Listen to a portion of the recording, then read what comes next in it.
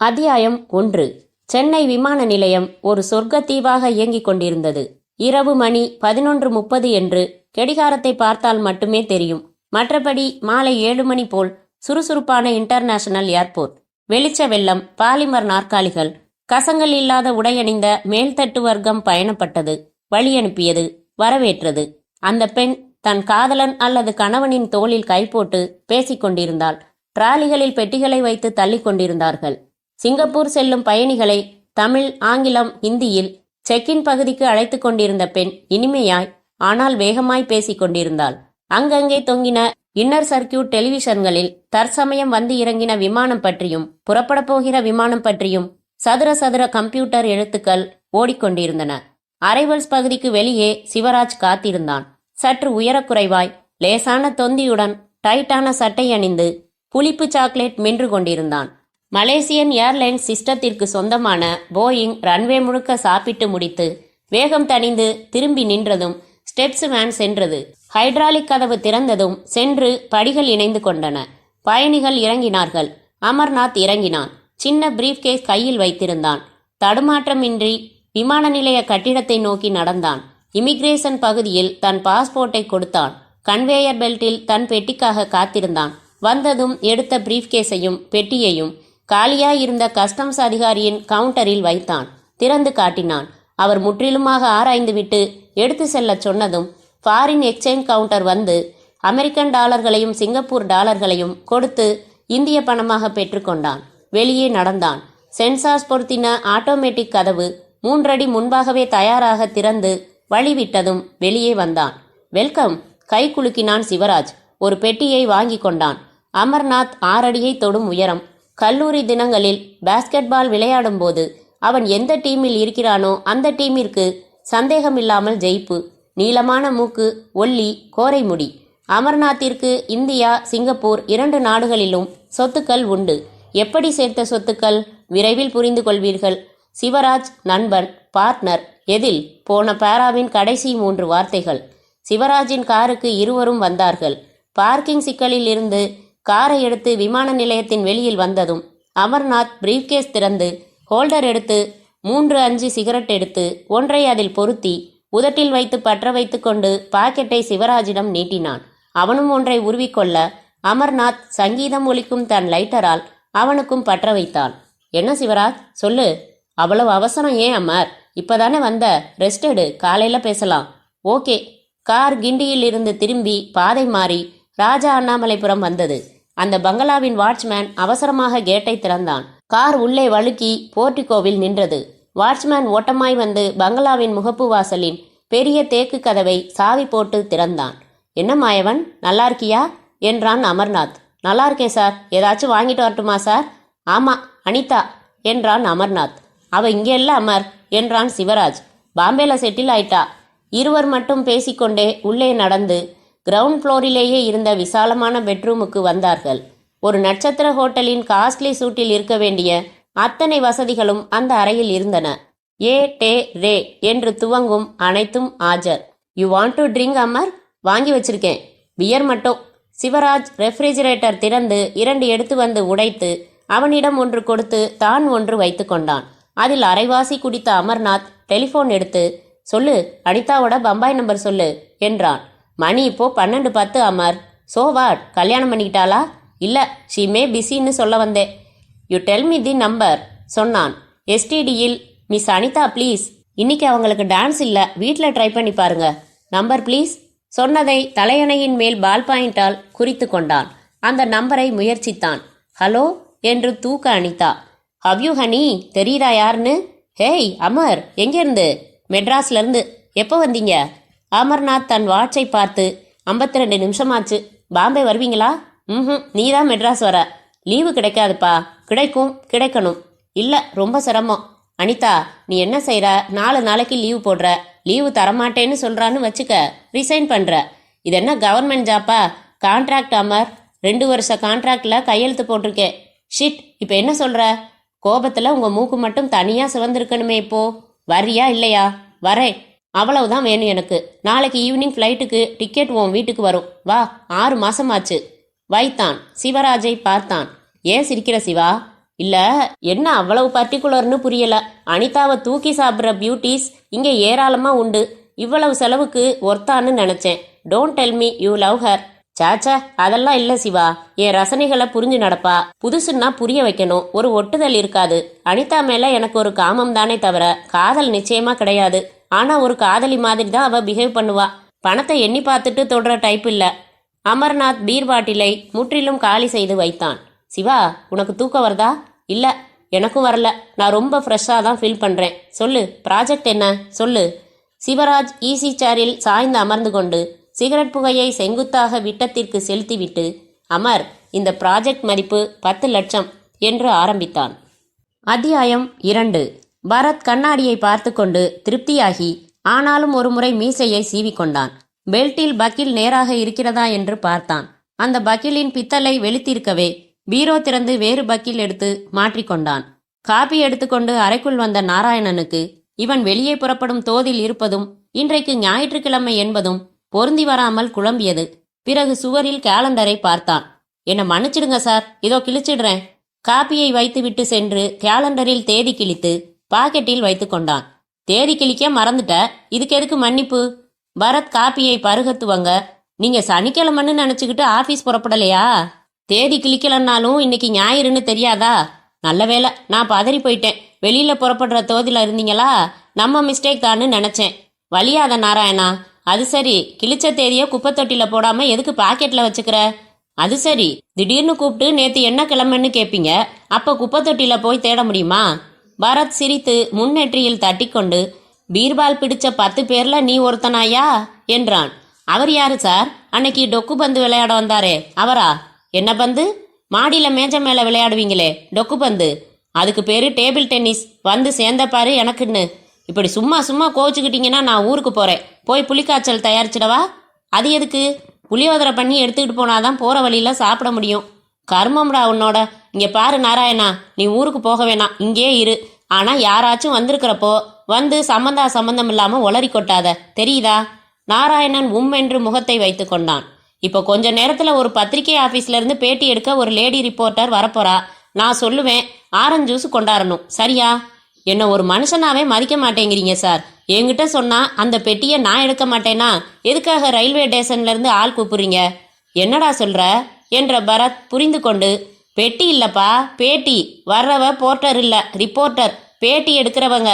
பேட்டின்னா என்ன விசாரிச்சு நான் சொல்றத பத்திரிக்கையில எழுதுவாங்க, கேள்வி கேட்பாங்க, பதில் சொல்லணும். இதென்ன அநியாயமா இருக்கு? உங்களை ஒருத்தர் கேள்வி கேட்கறதா? என்ன தப்பு பண்ணீங்க நீங்க? ஐயோ, நீ சமையல் கட்டை விட்டு வெளியே வராதடா, போ என்ற பரத் வீட்டு வாசலில் கார் வந்து நிற்கும் சத்தம் கேட்டு சென்ட் எடுத்து பீச்சிக்கொண்டு ஹாலுக்கு வந்து உள்ளே வந்தவளுக்கு வாசனையாக ஹலோ சொன்னான். ஹலோ என்றாள் அவள். மிடி அணிந்திருந்தாள். பணக்கார பத்திரிகையின் பணக்கார ரிப்போர்ட்டர். முகத்தில் மேக்கப் என்பதே இல்லை. கூந்தலை அலட்சியமாக வெட்டி அலட்சியமாக உதறிவிட்டிருந்தாள். கீழுதடு சற்று நிறம் மங்கி சிகரெட் குடிப்பால் போல் இருக்கிறது என்று நினைக்க வைத்தது. ஐ மோனி சாம்சன் என்று தயக்கமின்றி கை நீட்டினாள்.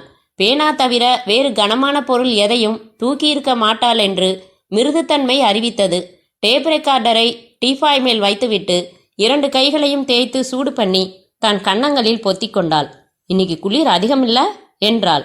ஃபேனை அணைச்சிடட்டுமா? எழுந்தவனை தடுத்தாள். நேரா இன்டர்வியூக்கு போறது எனக்கு பிடிக்கிறதில்ல பரத். முதல் சந்திப்பிலேயே அவள் மிஸ்டரை கலற்றியது பரத்திற்கு 50% பிடித்திருந்தது. 50% பிடிக்கவில்லை. ஒரு பிரைவேட் டிடெக்டிவ் ஏஜென்சி ஒரு கேஸை எப்படி டீல் பண்ணுது, எப்படி சால்வ் பண்ணுதுன்னு ஒரு சுவாரஸ்யமான ஆர்டிக்கிள் செய்ய சொல்லி சீஃப் எடிட்டர் அசைன்மெண்ட்டை என்கிட்ட கொடுத்த செகண்டே ஐ செலக்டட் யூ. ஏன்னு சொல்லுங்க. ஏன் என்றான் பரத். உங்களை யூகிக்க சொன்னேன். நீங்களே சொல்லிடுங்க. நீங்களே வா. Bharat, I am just 20. Call me நீ. நான் உங்க தமிழ்ல என்னது? எஸ், விசிறி தெரியுமா? நான் பார்க்குறேன். எதை? ஐசிங்கிறத தமிழ்ல சொன்னேன். இதான், இந்த கட் ஜோக்ஸ் தான் எனக்கு பிடிக்கும். உங்க சாகசங்கள் எல்லாத்தையும் மைன்யூட்டா பிகேபி எழுதிடுறாரா? விசிறின்னு சொல்றதை விட இன்னும் மேல சொல்லலாம். Hey, where's your hen? ஹென்னா? சுசீலா இங்க இருந்தா அநேகமா உங்க கார்ல ஒரு கண்ணாடி உடஞ்சிருக்கும் மிஸ் மோனி சாம்சன்.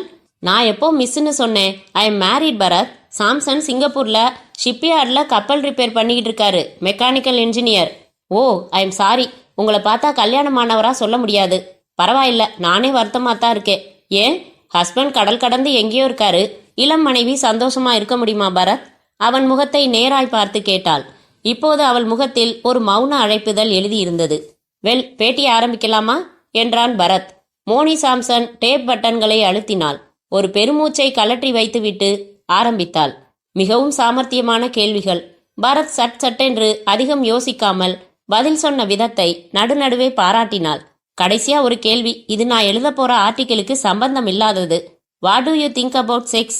இந்த கேள்வியின் போதுதான் நாராயணன் 2 பேருக்கும் ஆரஞ்சு ஜூஸ் கொண்டு வந்தான், கொடுத்தான். இவ்வளவு நேரமா என்று முணுமுணுத்தான் பரத். நாராயணன் அதை காதில் வாங்காமல் டிராபிக் போலீஸ்காரர் போல அவளை, உங்க பேர் என்ன என்றான். மோனி சாம்சன். எங்க வேலை பார்க்குறீங்க? ஜெனரேஷன் பத்திரிகையில ரிப்போர்ட்டர் என்றால் சிரித்து. டேய், என்னடா இது, வந்தவங்கள கேள்வி கேட்டுக்கிட்டு பதறினான் பரத். இருங்க பரத், கேட்கட்டும், கேளுப்பா, இன்னும் என்ன கேட்கணும்? ஒண்ணுமில்ல, குடிச்சிட்டு கொடுத்தீங்கன்னா கிளாஸை எடுத்துட்டு போய் கழுவி வச்சிடுவேன். நாராயணா, உள்ள போனி. அவனை உள்ளே அனுப்பிவிட்டு அவளிடம், தப்பா எடுத்துக்காதீங்க மோனி, ஹீ இஸ் இன்னசென்ட். பரவாயில்ல, நீங்க பதில் சொல்லலையே பரத். ரொம்ப விரிவா சொல்ல வேண்டிய பதில் சம் அதர் டைம் சொல்றேனே.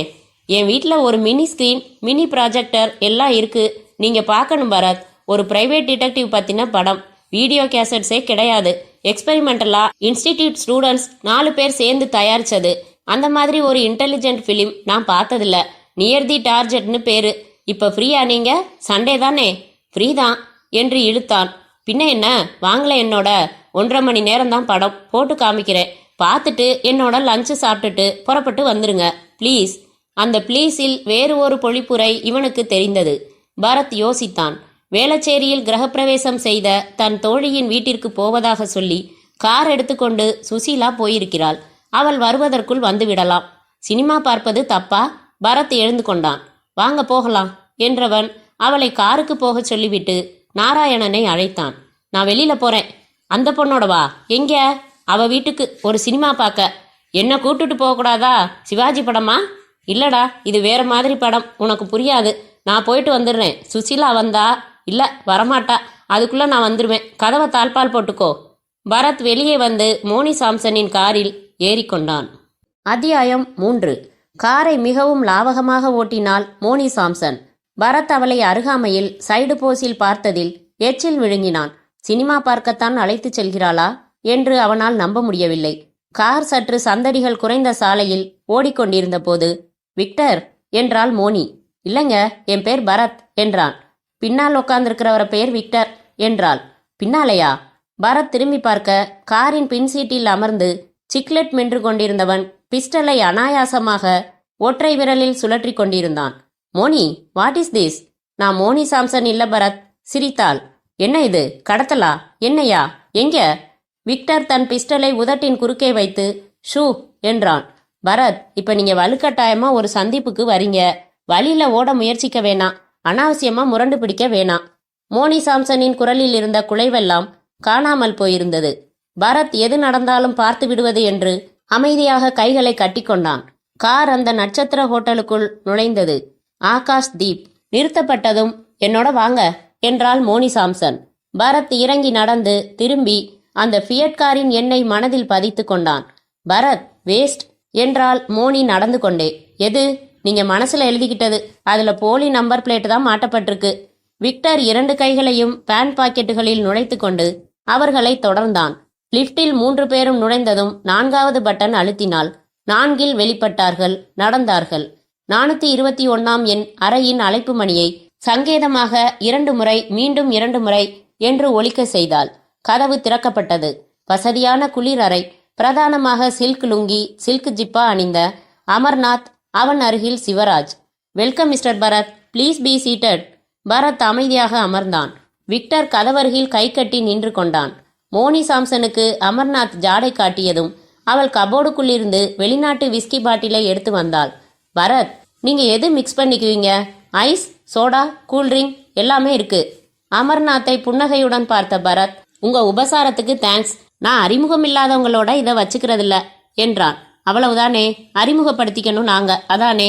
ஏதோ ஒரு பேர் சொல்றேன், அது உண்மையானதான்னு தெரியுமா உங்களுக்கு? மோனி சாம்சன்னு நம்புனீங்களே, பத்திரிகை நிருபர்னு பரிசுத்தமா நம்புனீங்களே, ஆனா அது உண்மை இல்லையே. அதனால அதெல்லாம் வேணாம், கமான். அமர்நாத் நீட்டிய மது கிண்ணத்தை வாங்கி டீஃபாய் மேல் இருந்த பிளாஸ்டிக் பூக்களுக்கு ஊற்றிவிட்டு வெறும் கிண்ணத்தை வைத்தான் பரத். எதுக்காக இப்படி அநாகரிகமான முறையில் என்ன இங்கே வரவழைச்சிருக்கீங்க? பரத், எனக்கு நீங்கள் ஒரு காரியம் செய்யணும். என்ன அது? உங்களால் முடியக்கூடியது ரொம்ப சிம்பிளானது. என்னன்னு சொல்லுங்க. ரமணதாஸ் தெரியுமா? சென்ட்ரல் மினிஸ்டர் மிதுன் சால்வேயை ஷூட் பண்ணி கொன்னவன். எஸ், 10 நாளைக்கு முன்னாடி. அவன் இப்போ எங்கே இருப்பான்? போலீஸ் கஸ்டடியில் இருப்பான். இல்லை, கோர்ட்டு கஸ்டடியில் இருக்கான். சென்ட்ரல் ஜெயிலில் விசாரணை கைதியாக இருக்கான். சரி, அதுக்கு என்ன? அவனை போலீஸ் எப்படியெல்லாமோ விசாரிச்சு பார்த்துட்டாங்க. அவனை ஏவினது யாருன்னு அவன் சொல்லவே இல்லை. அவனுக்காக அவனா வக்கீல் வச்சுக்கவும் இல்லை. வேற எந்த வக்கீலும் முன் வரல. அந்த ரமணதாஸ் சார்பா அவன் கேஸை நீங்க எடுத்துக்கணும். பரத் வாய் விட்டு சிரித்தான். இதுக்குத்தான் நான் என்ன இவ்வளவு மெனக்கட்டு கூட்டிட்டு வந்தீங்க? நான் லாயர் தான், பார்ல பதிவு பண்ணியிருக்கேன் தான். ஆனா கோர்ட்டை மிதிச்சு பல வருஷமாச்சு. என் தொழில் மாறி போச்சு. சிட்டில எவ்வளவோ பிரமாதமான கிரிமினல் லாயர்ஸ் இருக்காங்க. ஆனா எங்களுக்கு உங்களைத்தான் பிடிச்சிருக்கு. புரியாத்தனமா பேசுறீங்களே. இன்னைக்குள்ள கோர்ட்டு ப்ரொசீஜர்ஸ் கூட எனக்கு மறந்து போச்சு. நான் வாதாடுறதும் ஒண்ணுதான், வாதாடாம இருக்கிறதும் ஒண்ணுதான். உங்களை யார் பரத் வாதாட சொன்னா? அமர்நாத் ஹோல்டரில் சிகரெட் பொருத்தி பற்ற வைத்து கொண்டு பாக்கெட்டை பரத்திற்கு நீட்ட பரத் தன் ஃபில்டர் வில்ஸை எடுத்து பற்ற வைத்து கொண்டான். அந்த ஜுவாலையில் சிவராஜும் பங்கு போட்டு கொண்டான். மோனி சாம்சன் ஒரு தனி நாற்காலியின் கைப்பிடியின் மேல் ஒயிலாய் சாய்ந்து அமர்ந்திருந்தாள். தன் கூந்தலை ஒரு கையின் விரல்களால் அலைந்து கொண்டிருந்தாள். பரத், ரமணதாஸ் கேஸ நீங்க எடுத்துக்கிறதா நடிக்கிறீங்க. That's all. எதுக்காக? அப்பத்தான் ஜெயிலுக்குள்ள இருக்கிற அவனை நீங்க சந்திக்கிறதுக்கு பர்மிஷன் கிடைக்கும். எதுக்காக சந்திக்கணும்? எனக்காக, ஏன் சார்பா சந்திக்கணும். சந்திச்சு கேஸ் எடுத்துக்க போற லாயர் மாதிரி கேள்விகள் கேட்கணும், பதில்கள் வாங்கணும். நான் கொடுக்குற ஒரு பிஸ்கட் பாக்கெட்டை ஜெயிலர்கிட்ட பர்மிஷன் வாங்கிட்டு அவங்கிட்ட கொடுக்கணும். ஏன்? ரமணதாஸ் ஒரு கருவிதான் பரத். அவனை ஏவினது வேற நபர்கள். நீங்க தானா? சேச்ச, நாங்க சோட்டா, இடைத்தரகு. இதுல சில பெரிய கைகள் சம்பந்தப்பட்டிருக்கு. ரமணதாஸை தொடர்ந்து கொடுமைப்படுத்தி விசாரிச்சா அவன் அவங்க பேர்களை சொல்லிடுவானோன்னு பயப்படுறாங்க. அதனால அவன் தப்பிக்க வேண்டியது ரொம்ப அவசியம். அவன் தப்பிக்கிறதுக்கும் நான் பிஸ்கட் பாக்கெட் கொடுக்கறதுக்கும் என்ன சம்பந்தம் இருக்கு சார்? இல்லாமையா சொல்றேன். ரமணதாஸை தப்பிக்க வைக்கிறதுக்கு ஒரு மாஸ்டர் பிளான் தயாராகிட்டு இருக்கு. இதுல ரமணதாஸ் என்ன செய்யணுங்கிற குறிப்பு அந்த பிஸ்கட் பாக்கெட்ல இருக்கு. ஜெயில் நடைமுறைகள் உங்களுக்கு தெரியாதுன்னு நினைக்கிறேன். பாக்கெட்டை பிரிச்சு பார்ப்பாங்க, பிஸ்கட்டை சாப்பிட்டு கூட பார்ப்பாங்க. பார்க்கட்டும், குறிப்புன்னா அதை பேப்பர்ல எழுதியா வச்சிருப்போம். சில பிஸ்கெட்ஸ்ல கோட் முறையில பதிவாகி இருக்கும். அது ரமணதாஸுக்கு மட்டும் புரியும். அந்த கவலை உங்களுக்கு வேணாம் பரத். நீங்க செய்ய போற இந்த சின்ன காரியத்துக்கு என்ன எதிர்பார்க்குறீங்க? நான் செய்ய போறதா? எப்ப சொன்னேன்? எங்களுக்கும் வேற வழி இல்ல, உங்களுக்கும் வேற வழி இல்ல பரத். விசாரிச்சுதான் உங்களை தேர்ந்தெடுத்தோம். உங்களுக்கு கமிஷனரையே கூட பர்சனலா தெரியும். போலீஸின் எல்லா டிபார்ட்மெண்ட்ஸ்லயும் உங்களுக்கு நெருக்கமான நபர்கள் இருக்காங்க. அதனால உங்களை அனுப்பினா யாரும் சந்தேகப்படவே மாட்டாங்க. பரத் ஆஸ்ட்ரே தேட மோனி சாம்சன் தன் உள்ளங்கையில் ஆஸ்ட்ரே வைத்து அவனிடம் நீட்டி சாம்பல் பெற்றுக்கொண்டு புன்னகைத்தாள். என்ன சொல்றீங்க? என்ன எதிர்பார்க்குறீங்க? வேற என்ன, ஜெயில் தண்டனை தான். ஜோக் வேணாம் பரத். நீங்க இதை செய்றீங்க. இந்த காரியத்துக்காக உங்களுக்கு 1 லட்சம் ஹார்ட் கேஷா தரலாம்னு தீர்மானிச்சிருக்கோம். மன்னிச்சிடுங்க சார், நான் விலை போற ஆசாமி இல்ல. சரி, மோனி சாம்சன் மேல உங்க பார்வையே தனியா வட்டம் போடுது. She is at your service. 24 மணி நேரம் உங்களுக்காகவே வருவா. ஓகே? கண்ணடித்தான். பரத் சற்று சூடாகி எழுந்தான். என்ன ரொம்ப சீப்பா நினைச்சிட்டீங்க. சாரி, நீங்க நினைக்கிற மாதிரியான ஆசாமி நான் இல்ல. வேற யாரையாச்சும் பாருங்க, நான் வரேன். இருங்க பரத், உட்காருங்க. ஒரு டீல் நடந்துகிட்டு இருக்கிறப்போ இப்படி பொசுக்குன்னு பாதியில எந்திரிக்கிறது அழகில்ல. உங்க டீலை எவையா மதிச்சான்? கடைசியா இன்னொரு ஆஃபர் சொல்லிடுறேன். அதுவும் உங்களுக்கு பிடிக்கலன்னா நீங்க பாட்டுக்கு போய்கிட்டே இருக்கலாம். பணம் சொன்னேன், மறுத்துட்டீங்க. பெண் சொன்னேன், சீப் இல்லன்ட்டீங்க. ஜாவர் சீதாராமன் நாவல் தலைப்புல 3வது என்ன பரத்? பரத் அவன் நோக்கம் புரியாமல் அமைதியாக நிற்க, பாசம் என்றான் சிவராஜ். உட்காருங்க பரத். எங்கப்பா அந்த கவர்? சிவராஜ் தன் இன்னர் ஜாக்கெட்டில் இருந்து அந்த கவரை எடுத்து அமர்நாத்திடம் தர, அமர்நாத் அதன் முனையை ஊதி உள்ளிருந்து 4 கலர் புகைப்படங்களை எடுத்து கண்ணாடி டீஃபாய் மேல் வரிசையாக வைத்தான். தலைகீழாக அதன் வெள்ளை பின்புற பகுதி தெரியும்படியாக. அமர்நாத் கைகளை கட்டிக்கொண்டான். பரத், நீங்க ரொம்ப புத்திசாலி, யூகிச்சிருப்பீங்க. பாருங்களேன். பரத் சற்றே பதட்டம் கூடி முதல் புகைப்படத்தை எடுத்து புரட்டி விழிகளில் அதிர்ச்சி வாங்கி பொத்தென்று அமர்ந்தான். அதில் வேதனையான முகத்துடன் சுசீலா. அது டைட் க்ளோஸ்அப்ல எடுத்தது. அடுத்ததை பாருங்க. பரத் 2வதை புரட்டி பார்த்தான். சுசீலாவின் உடம்பில் கயிற்றால் கட்டு போடப்பட்டிருப்பது தெரிந்தது. 3வதில் அவள் ஒரு நாற்காலியுடன் கட்டி போடப்பட்டிருப்பது தெரிந்தது. 4வதில் கட்டி போடப்பட்டிருக்கும் அவளும் அவளை துப்பாக்கியால் குறிபார்த்து கொண்டிருக்கும் ஒருவனும் தெரிந்தார்கள். பரத் குப்பென்று வியர்த்து போய் நிமிர்ந்து பார்த்தான். மறுபடி புகைப்படங்களை பார்த்தான். போலராய்ட் கேமராவில் எடுத்து உடனடியாக ரிலீஸ் ஆக்கப்பட்ட அந்த படங்களில் 10:55 AM, 10:57 AM, 10:58 AM, 11 AM என்று ஒரு ஓரத்தில் நேரம் பதிவாகியிருந்தது. பரத், உங்க சுசிலா தானே இவங்க? இப்போ ஃபோன் எடுத்து பேசி சுட்டுடுறான்னு ஒரே ஒரு வார்த்தை சொன்னா போதும், அந்த துப்பாக்கி வச்சிருக்கிற காட்டான் உடனே சுட்டுடுவான். ஆனா எதுக்காக அனாவசியமா நான் அப்படி சொல்ல போறேன்? நீங்க தான் நான் சொல்றபடி நடக்கிறதுக்கு ஒப்புக்குவீங்களே இல்ல பரத்? நோ, இது அநியாயம், கொடுமை. பாவிகளா, எங்கடா வச்சிருக்கீங்க சுசிலாவை? சொல்லுங்கடா. பரத் உணர்ச்சி வசப்பட்டு சிவராஜின் மேல் பாய்ந்து அவன் சட்டையை கொத்தாக பிடிக்க, பரத், என்ன இது சிறுபிள்ளத்தனமான விளையாட்டு? அமைதியா இருங்க.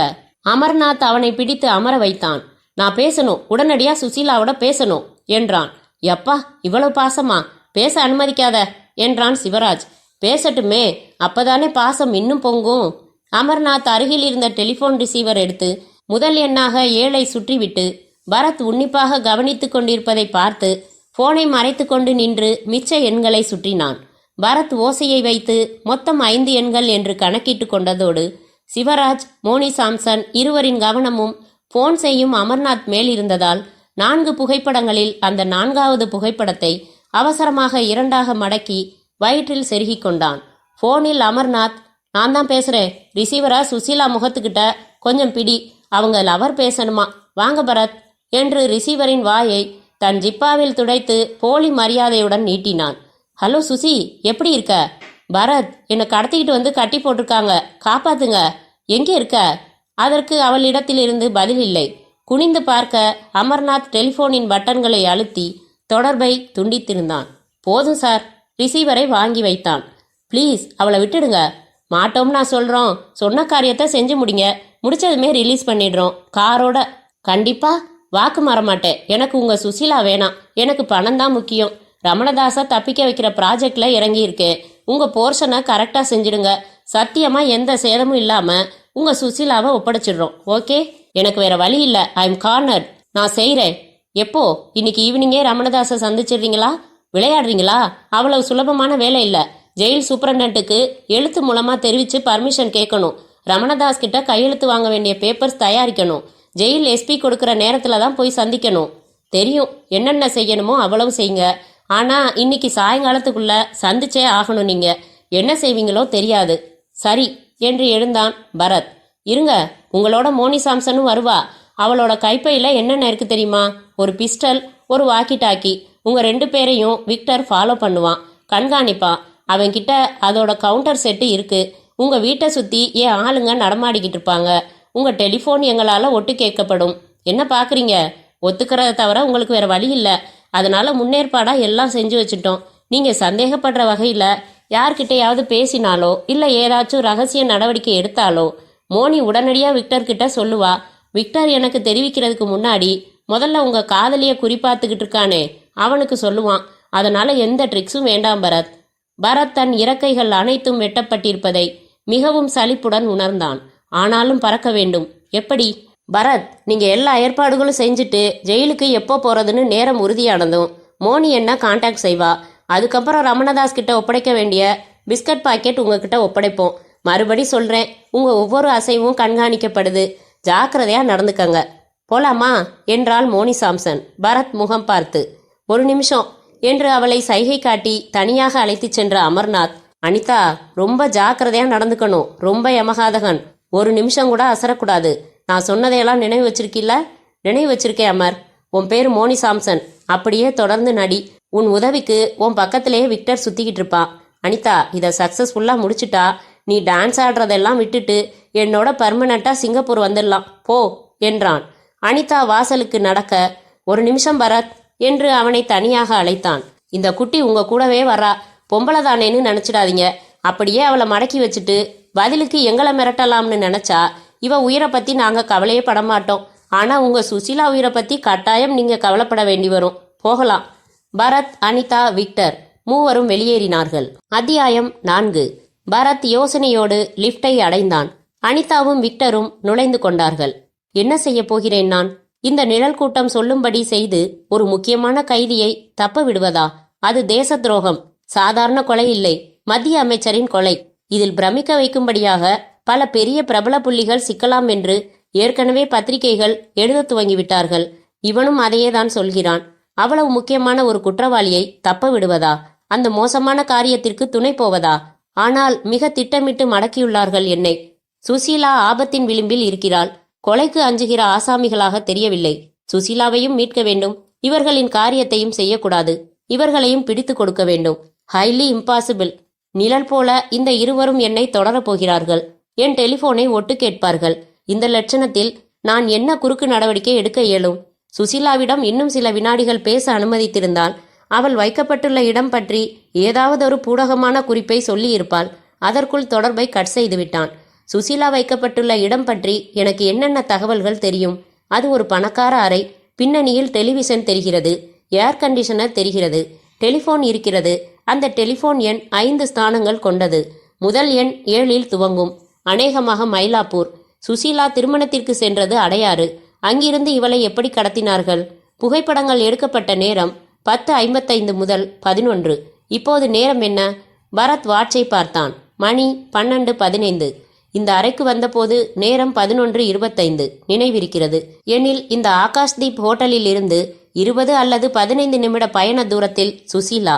மனதிற்குள் கணக்கு போட்டவாறு லிப்டை விட்டு வெளியேறி வாசலை நோக்கி யோசனையாக நடந்தபோது எதிர்பட்டார் முருகேசன்.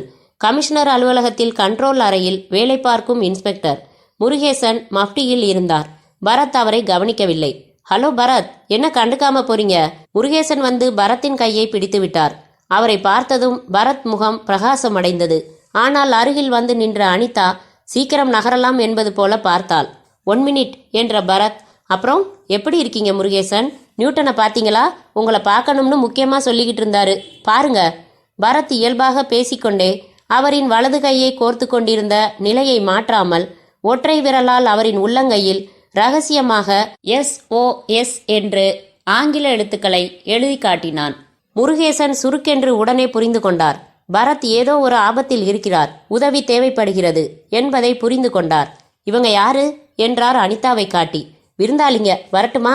பார்க்கலாம், ஓய்வா வாங்க என்றதில் வாங்கவில் சற்று அழுத்தம் கொடுத்தான் பரத். போலீஸில் விருந்தாளி என்றால் குற்றவாளி. பரத் கையை விடுவித்து கொண்டு நடக்க முருகேசன் தெளிவாக உணர்ந்து விட்டார்.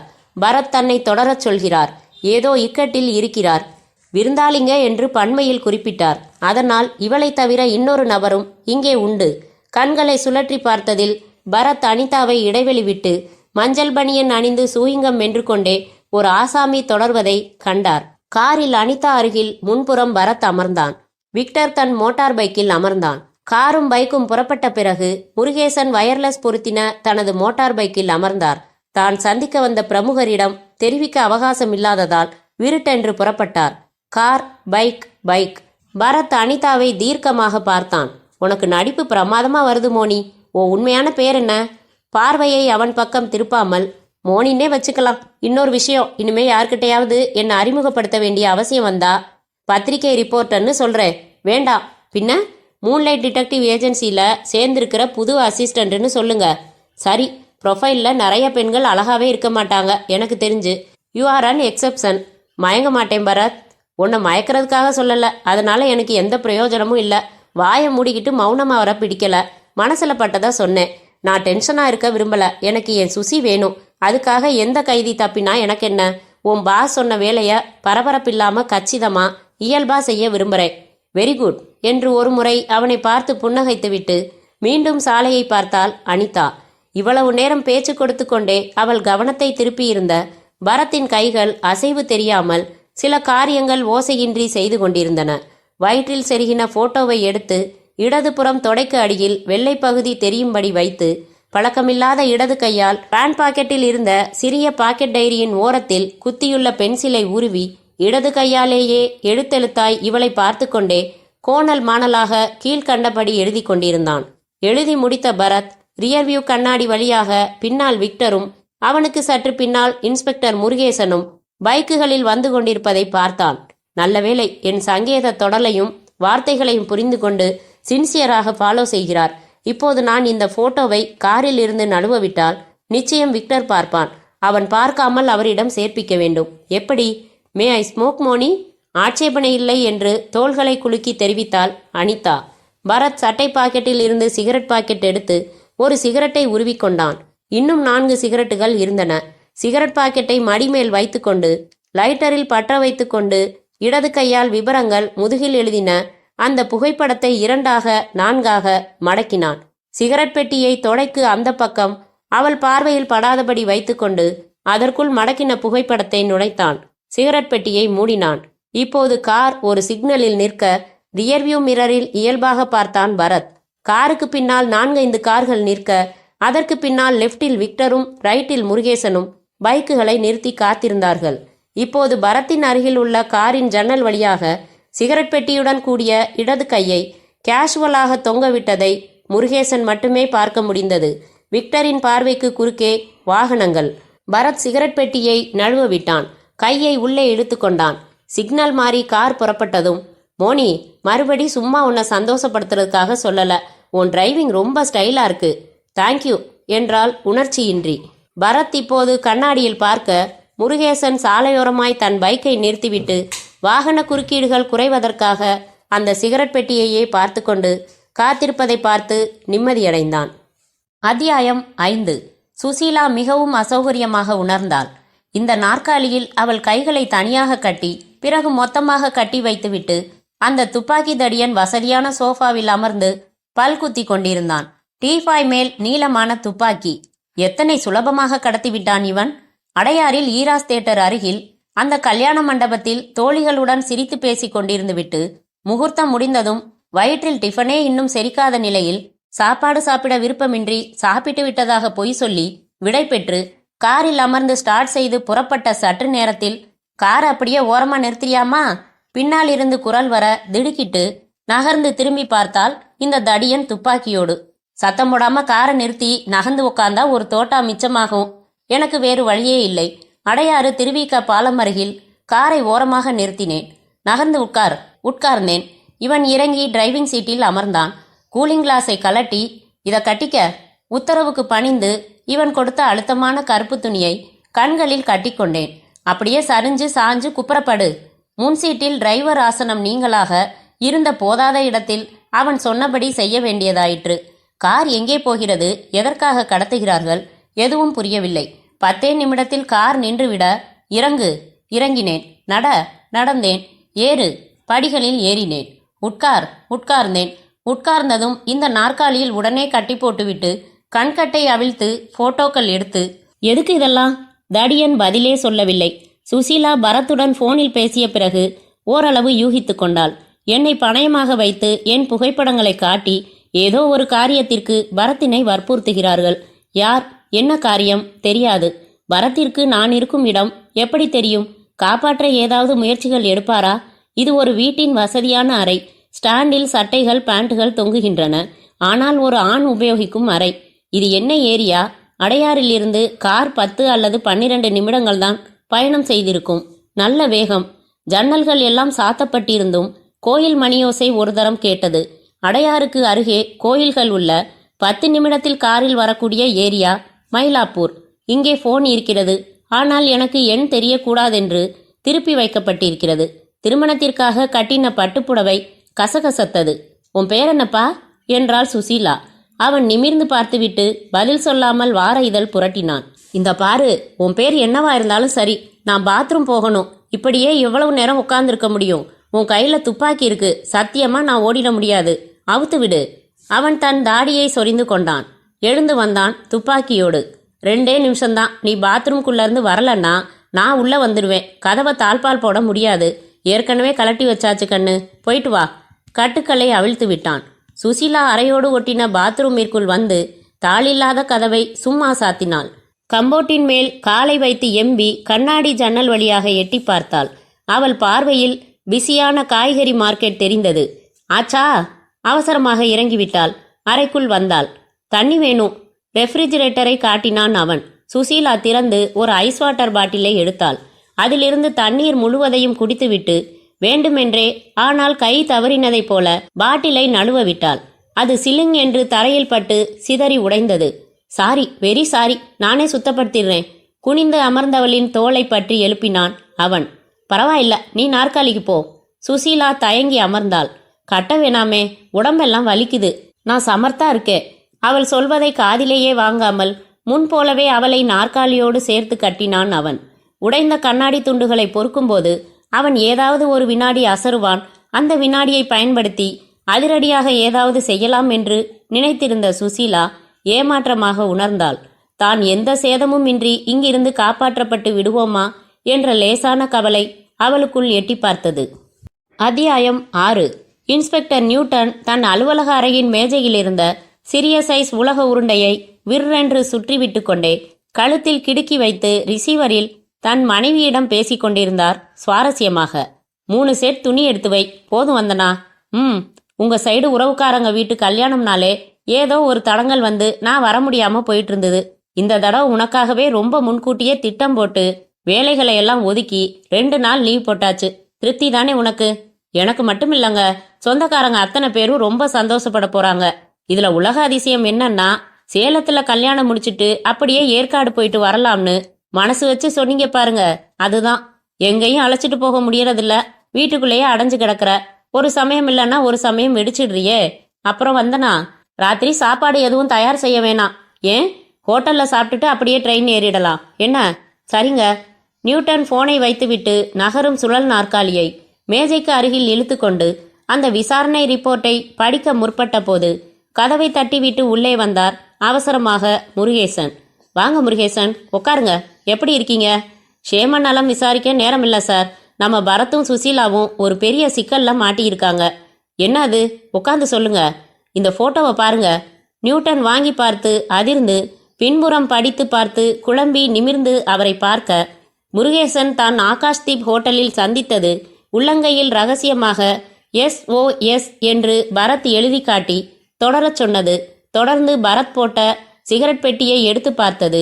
நியூட்டன் பெயர் போட்டிருப்பதால் அவரிடம் வந்தது என்று விரிவாக சொன்னார். நியூட்டன் டென்ஷன் ஏறினார். இந்த குழப்பத்தோடு வந்தனாவை எப்படி சமாளிக்கப் போகிறோம் என்கிற புதிய குழப்பமும் சேர்ந்து கொண்டது. இருங்க முருகேசன் என்று டெலிபோனில் தன் வீட்டை தொடர்பு கொண்டு, வந்தனா அதுல பாரு, வந்து இங்க நம்ம பரத் இல்ல, அவர் ஒரு பெரிய இக்கட்டில் மாட்டிக்கிட்டு இருக்காராம். சேலத்துக்கு என்னோட நீங்க வரல, நான் மட்டும் கல்யாணத்துக்கு போயிட்டு வரணும், அதானே? வந்தனா, நான் வேணும்னு செய்யல, திடீர்னு டொப்பென்று எதிர்முனை ரிசீவர் வைக்கப்படும் சத்தம் முருகேசனுக்கே கேட்டது. நியூட்டன் சிரித்து சமாளிக்க முயல்பவராக, சரி, இப்படித்தான் அனுசரிச்சு போகணும், சொன்னதுமே புரிஞ்சுக்கிட்டியே என்று வெற்று போனில் பேச்சை தொடர, அவங்க தான் வச்சுட்டாங்க போலிருக்கே சார் என்றார் முருகேசன். நியூட்டன் ரிசீவரை வைத்துவிட்டு, ஏய்யா, இதை உம்ம மனசுக்குள்ளேயே வச்சுக்க கூடாதா? போட்டு உடச்சி என்ன அசடு வழிய வைக்கணுமா? அவங்க உங்க வீட்டுக்கு வந்து பார்த்தாதானே புருஷ லட்சணம் தெரியும். ரைட், நம்ம விஷயத்துக்கு வருவோம். அந்த கார் நம்பர் நோட் செஞ்சீங்களா? இதோ. பாக்கெட்டில் இருந்து எடுத்து கொடுத்த முருகேசன், நான் காரை கடைசி வரைக்கும் ஃபாலோ செஞ்சுட்டு தான் வரேன். பரத் வீட்டுக்கு போச்சு. 2 நிமிஷத்துல பரத்தும் அந்த பொண்ணும் வீட்டுக்குள்ள போய் திரும்பினாங்க. புறப்பட்டு மூன்லைட் டிடெக்டிவ் ஏஜென்சிஸ் வந்துச்சு. 2 பேரும் ஏஜென்சிக்குள்ள போனாங்க. நான் இங்க வந்துட்டேன் என்றார். அதாவது பரத் மிரட்டல் முனையில செயல்பட்டுக்கிட்டு இருக்காரு. அப்படித்தான் தெரியுது. சுசீலாவை எப்போ எப்படி கடத்தினாங்கன்னு தெரியல. பரத் தனக்கு தெரிஞ்ச தகவல்களை எல்லாம் எழுதியிருக்காரு. ஒவ்வொன்றா பார்ப்போம். முதல்ல நியூட்டன் எழுதியிருக்காரு. நியூட்டன் முருகேசனை முறைத்தார். சேவ் சுசீலான்னு எழுதியிருக்காரு. சுசீலாவை காப்பாற்றவும். சுசீலா இருக்கிற இடத்துல இருக்க ஃபோன் நம்பர் 5 டிஜிட்னும் முதல் நம்பர் 7னும் குறிப்பிட்டிருக்காரு. மயிலாப்பூர் ஏரியாவா இருக்கலாம் சார். அப்புறம் ஆகாஷ்தீப் 421 2 பேர் கண்காணிக்கவும். ஆகாஷ்தீப் ஹோட்டல 4 மணி 21 நிமிஷத்துக்கு 2 பேரை விட்டு கண்காணிக்க சொல்றாருன்னு நினைக்கிறேன். முருகேசன், உங்களுக்கு கண்ட்ரோல் ரூம்ல செய்தி வாங்கி செய்தி அனுப்பி ஒரே மாதிரியான காரியம் செஞ்சு மூளை கொஞ்சம் மழுங்கி இருக்கிற மாதிரி தெரியுது. இன்வெஸ்டிகேஷன் உங்களுக்கு டச்சு விட்டு போன விஷயம். அபத்தமா ஏதாச்சும் சொல்லாதீங்க. இதுக்கு அப்படி அர்த்தம் இல்ல. பின்ன எப்படி என்றார். எப்படி கிண்டல் அடித்தாலும் கோபமே வராத முருகேசன் பொறுமையாக, ஆகாஷ்தீப் ஹோட்டல்ல ரூம் நம்பர் 421ல 2 பேர் இருக்காங்க. அவங்கள கண்காணிக்கவும்னு அர்த்தம். நாமா வச்சுக்கிறது தானே எல்லாம். சிகரெட் எம்டி பாக்ஸை தானே தூக்கி எறியறாருன்னு அலட்சியமா நான் வந்தேனா? ஏதோ விஷயம் இருக்குன்னு எடுத்து பார்க்கல. வங்கி நம்மூளை இதெல்லாம் செய்யுமா? அடடா, கோபமாயிட்டீங்களா முருகேசன்? நான் ஒரு ஜோக்குக்கு சொன்னேன். சாரி, நமக்குள்ள ஈகோ வேணாம். பரத் பிரச்சனையை தீக்கணும், சுசீலாவை காப்பாத்தணும். அடுத்த வரிய பாருங்க என்றார் முருகேசன். டோன்ட் பிலீவ் மீ, என்னை நம்பாதே. அப்படின்னா சுசீலாவை காப்பாத்துற விஷயத்துல இதுக்கு மேல என்கிட்ட இருந்து எந்த உதவியும் கிடைக்கும்னு நம்ப வேணாம். நீங்களே முயற்சி பண்ணுங்கன்னு சொல்றாரா? இல்ல முருகேசன், எனக்கு அப்படி படல. என்ன நம்பாதீங்கன்னா என்ன? நெற்றியில் பென்சிலால் தட்டி யோசித்த நியூட்டன், சரி அதை அப்புறம் யோசிக்கலாம் என்று போட்டோவை திருப்பினார். கட்டி போடப்பட்டிருந்த சுசீலாவை தடியன் துப்பாக்கியால் குறிப்பார்த்து கொண்டு நின்றிருந்தான். முருகேசன், இந்த படம் என்னென்ன செய்தி சொல்லுது? நியூட்டன் பேனாவை ஸ்டாண்டில் இருந்து உருவிக்கொண்டு டிராயரில் இருந்து ஒரு பூத கண்ணாடியை எடுத்துக்கொண்டு அதன் வழியாக பெரிதுபடுத்தி பார்த்தார். சார், பாயிண்ட் நம்பர் 1, போட்டோ எடுக்கப்பட்ட நேரம் தேதி இதுல இருக்கு. இன்னைய தேதி காலை 11 மணி. எஸ் என்று அதை குறித்து கொண்டார். வழக்கமா பேண்ட் பனியன் போடுற சுசீலா இன்னைக்கு பட்டுப்புடவை கட்டியிருக்கிறது ஒரு நெருடல். பட்டுப்புடவை எப்போ கட்டுவாங்க? தனக்கு ஏதாச்சும் விசேஷ நாளா இருக்கணும், இல்லைன்னா விசேஷத்துக்கு போறதா இருக்கணும். வெரி குட் என்று அதையும் குறித்து கொண்டார். முருகேசன், இன்னைக்கு முகூர்த்த நாள். எனக்கே ஏகப்பட்ட கல்யாண பத்திரிகைகள் வந்திருக்கு. சுசீலா ஏதாச்சும் ஒரு கல்யாணத்துக்கு சொல்லிக்கொண்டே வந்தவர் வாவ் என்றார். என்ன? மேஜை மேல சுசீலாவோட ஹேண்ட்பேக்கும் கல்யாணத்துல கொடுக்குற தாம்பூல பையும் லேசா தெரியுது பாருங்க. லென்ஸ் வழியா பார்த்தாதானே தெரியும். தெரியுதா? ஆமா தெரியுது சார். அந்த பையில எழுத்துக்கள் இருக்கு, ஆனா இதுல தெரியல. ஆக சுசீலா ஒரு கல்யாணத்துக்கு போயிட்டு திரும்பினப்போ கடத்தப்பட்டிருக்கணும். நியூட்டன் தன் மேஜை டிராயரை திறந்து 7-8 கல்யாண பத்திரிகைகள் எல்லாவற்றையும் பிரித்து முகூர்த்த நேரம் பார்க்க எல்லாவற்றிலும் 9 to 10:30 என்றே போட்டிருந்தது. முருகேசன், முகூர்த்த நேரம் 9 to 10. தாலி கட்டினதுக்கு அப்புறம் தான் யாருமே புறப்படுவாங்க. அப்புறம்தான் தாம்பூல பையே கொடுப்பாங்க. 10:30க்கு புறப்பட்ட சுசீலாவை கடத்தி கட்டி போட்டு 11 மணிக்கு போட்டோ எடுத்திருக்காங்க. Correct sir. சுசீலா எந்த கல்யாணத்துக்கு எங்க போனாங்கன்னு தெரியணும். நியூட்டன் டெலிஃபோன் எடுத்து, இப்போ பரத் ஏஜென்சில தானே இருக்காரு, வீட்ல நாராயணன் இருப்பான், கேட்டு பார்க்கலாம். ஹலோ நாராயணனா பேசுறது? ஆமா என்றான் நாராயணன். நீங்க யாரு? நியூட்டன் இடையில் ஏற்பட்ட ஒலிகள் மூலம் டெலிஃபோன் பேச்சு ஒட்டு கேட்கப்படுகிறது என்பதை உணர்ந்தார். நான் பரத்தோட ஃப்ரெண்டு பேசுறேன். பரத் இல்ல? இல்லைங்க, பரத் சார் சரியில்லைங்க. சுசீலாக்கா கல்யாணத்துக்கு போகணும்னு காலையில் வந்து கார் எடுத்துக்கிட்டு போனதும் மோனி சாம்சன்னு வந்தா ஒருத்தி. அவளோட காரில் சினிமா பார்க்க போறேன்னு என்னை விட்டுட்டு போனாரு. திரும்பி 2 பேரும் வந்தாங்க. ஏஜென்சிக்கு போறேன்னு சாவி எடுத்துக்கிட்டு மறுபடி அவளோடைய போயிட்டாரு.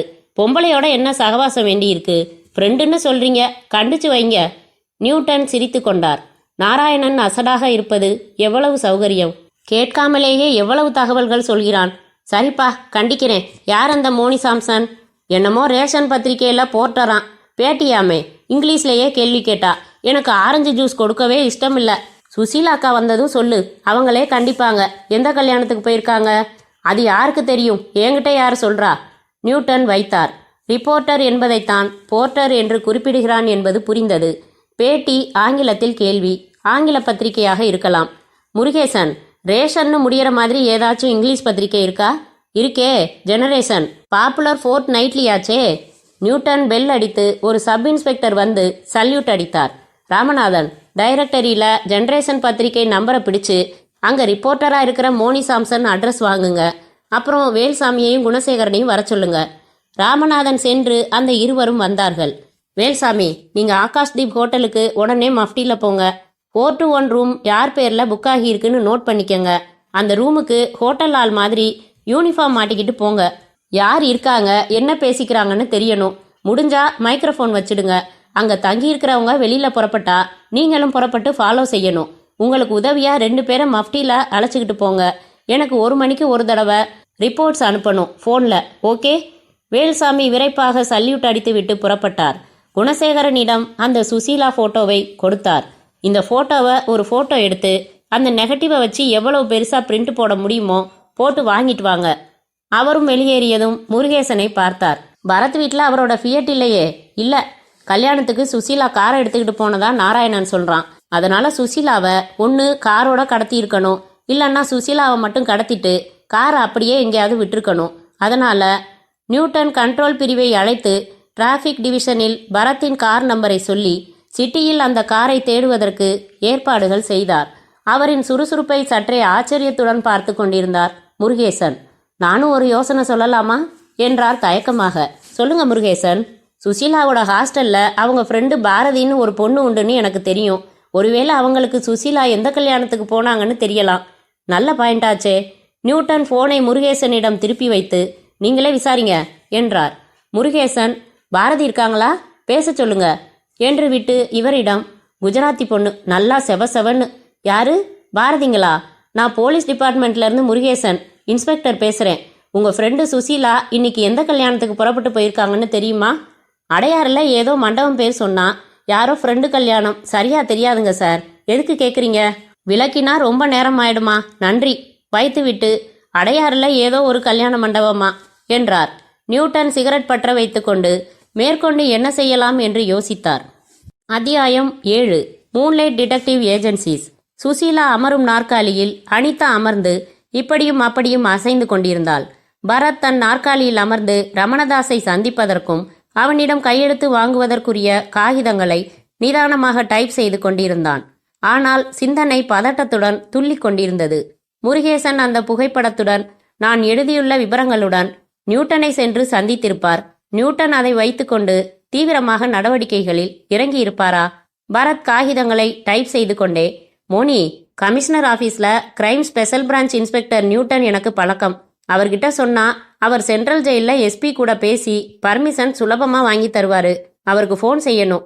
தாராளமா செய்யுங்க. இந்த ஃபோனும் தான் ஒட்டு கேட்குறாங்க எங்க ஆளுங்க. அதை நினைவில் வச்சுக்கிட்டு செய்யுங்க. பரத் டெலிஃபோன் எடுத்து சுழற்றி குறிப்பிட்ட எக்ஸ்டென்ஷன் கேட்டு, ஹலோ மிஸ்டர் நியூட்டனா, நான் பரத் பேசுறேன். ஹலோ பரத், எப்படி இருக்கீங்க என்றார் நியூட்டன் உற்சாகமாக. நல்லா இருக்கே. உங்ககிட்ட ஒரு முக்கியமான விஷயம் சொல்லணும். ஒரு முக்கியமான உதவி நீங்க எனக்கு செய்யணும். உங்களுக்கு இல்லாத உதவியா? சொல்லுங்க, செஞ்சிடலாம். மத்திய மந்திரி மிதுன் சால்வேய கொலை செஞ்சானே ரமணதாஸ். ஆமா, அவன் கேஸ்ல டிஃபென்ஸ் தரப்புல நான் ஆஜராகிறதா முடிவு செஞ்சுட்டேன். என்னாச்சு உங்களுக்கு? ரமணதாஸ் சரியான சாட்சிகளோட சுட்ட ஆயுதத்தோட கைது செய்யப்பட்டிருக்கான். ஸ்கோப்பே கிடையாது உங்களுக்கு. ரெண்டாவது, நீங்க கோர்ட்டுக்கு போறதில்லையே. ஒரு சந்தர்ப்பம் வர்றப்போ போகக்கூடாதா? எனக்கு சாதகமா சில பாயிண்ட்ஸ் தெரியுது. அதனால ரமணதாஸ் கேஸை எடுத்துக்கிறதா தீர்மானிச்சிட்டேன். என்ன இருந்தாலும் ஒரு தேச துரோகிக்கு ஆதரவா? அப்படி பேசாதீங்க நியூட்டன். ரமணதாஸ் மேல சாட்டப்பட்டுள்ள குற்றம் நிரூபிக்கப்பட்டாதான் அவன் தேச துரோகி. இப்போ அவன் ஒரு விசாரணை கைதி, அவ்வளவுதான். என்னால புரிஞ்சுக்கவே முடியலையே உங்களை. இருக்கட்டும், உதவி செய்யணுமே. அதாவது என் கிளையண்ட் ரமணதாஸை நான் சந்திச்சு விசாரிக்கணும். அதுக்கு ஏற்பாடு செய்யணும். நீங்க சென்ட்ரல் ஜெயில் எஸ்பி கிட்ட பர்மிஷன் வாங்கி சந்திக்க டைம் வாங்கி தரணும். ஒரு 15 நிமிஷம் போதும். தேவைப்படுற பேப்பர்ஸ் எல்லாம் தயாரா இருக்கு. செய்றீங்களா நியூட்டன்? சரி, நீங்க கேட்டு நான் மறுத்ததுண்டா? நாளைக்கு காலையில, நாளைக்கு இல்ல, இன்னைக்கு சாயங்காலத்துக்குள்ள நான் சந்திக்கணும். நாளை காலையில நான் பெயில் மூவ் பண்றதா இருக்கேன். அர்ஜென்ட்.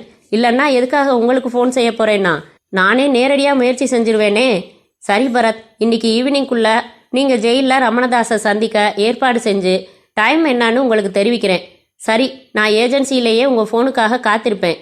ஃபோனுடன் இணைந்த ஸ்பீக்கர் சிஸ்டத்தை பரத் ஆன் செய்துவிட்டு பேசியதால் நியூட்டன் பேசியதையும் அனிதாவால் கேட்க முடிந்தது. பரத் போனை வைத்துவிட்டு அவளை பார்க்க திருப்தியாய் தலையசைத்தாள். பரத் மேற்கொண்டு டைப் செய்ய துவங்கினான். அத்தியாயம் 8.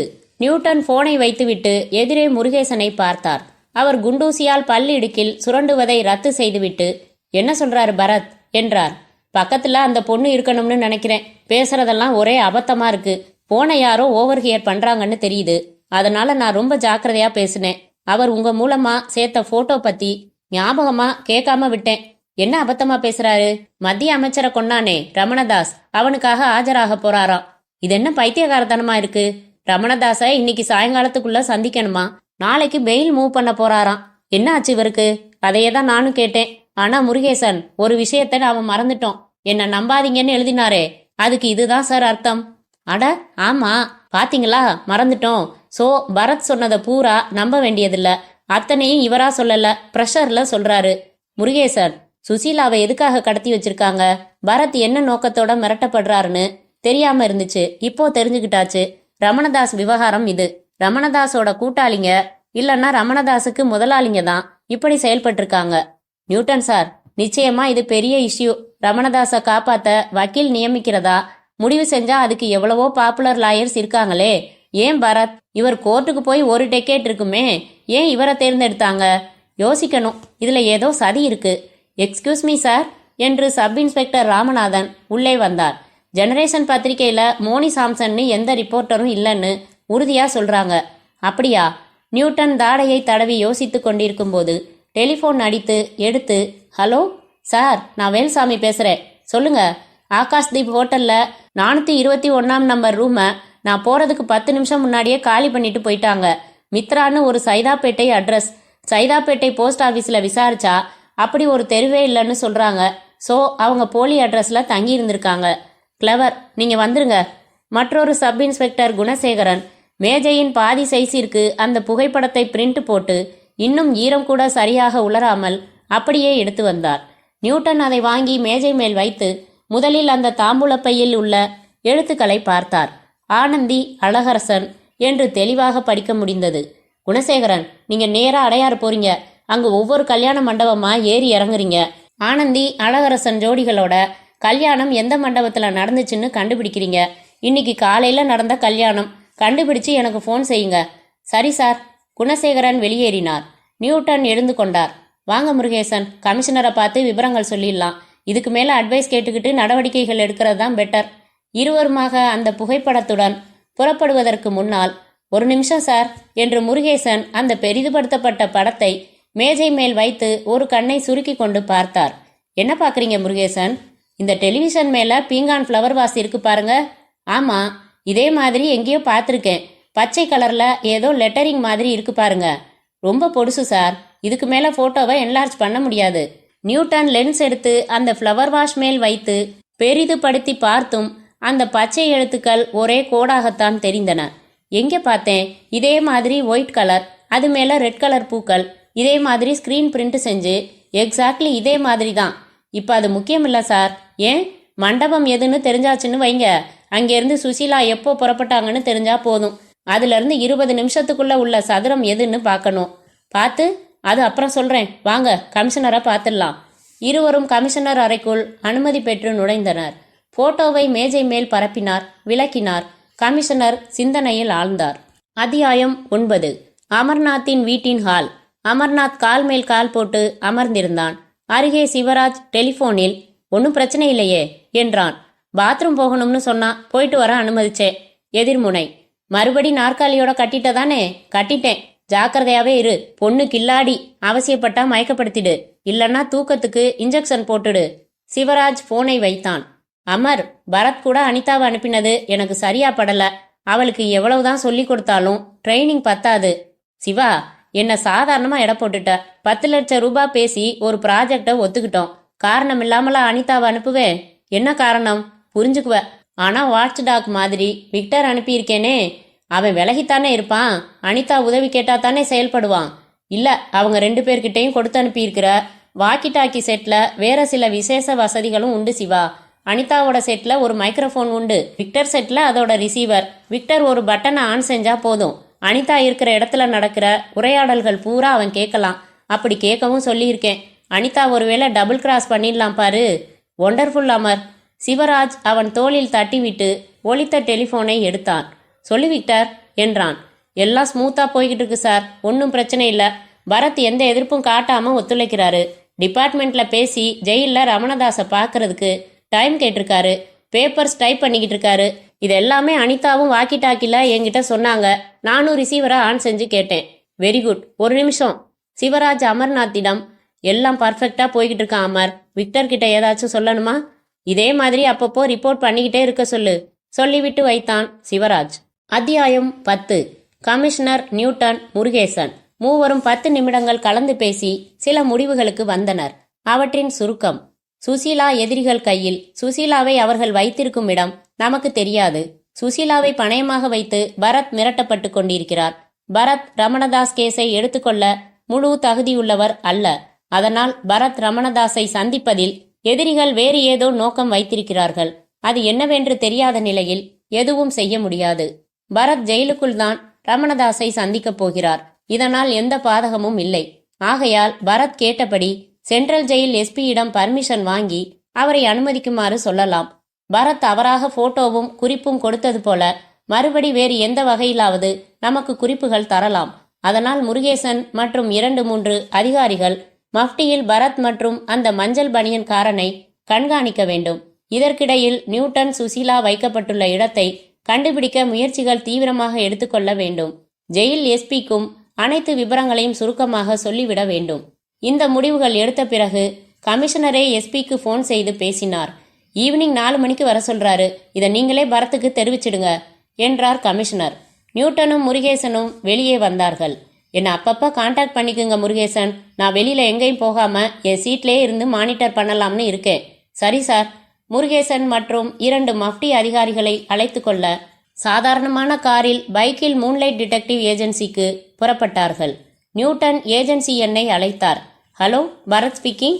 பரத், நியூட்டன் பேசுகிறேன். நீங்கள் கேட்டபடி ஏற்பாடு செஞ்சாச்சு. ரமணதாசன் நீங்கள் சரியாக 4 மணிக்கு எஸ்பி ரூம்லையே வச்சு சந்திக்கலாம். எது வேணும்னாலும் கேட்கலாம். ஆனால் தனிமையில் அனுமதிக்க முடியாதுன்னுட்டாரு. அவர் முன்னிலையில் தான் பேசலாம். சரி, என்னோட மோனி சாம்சன்னு என்னோட புது அசிஸ்டண்ட்டும் வருவாங்க.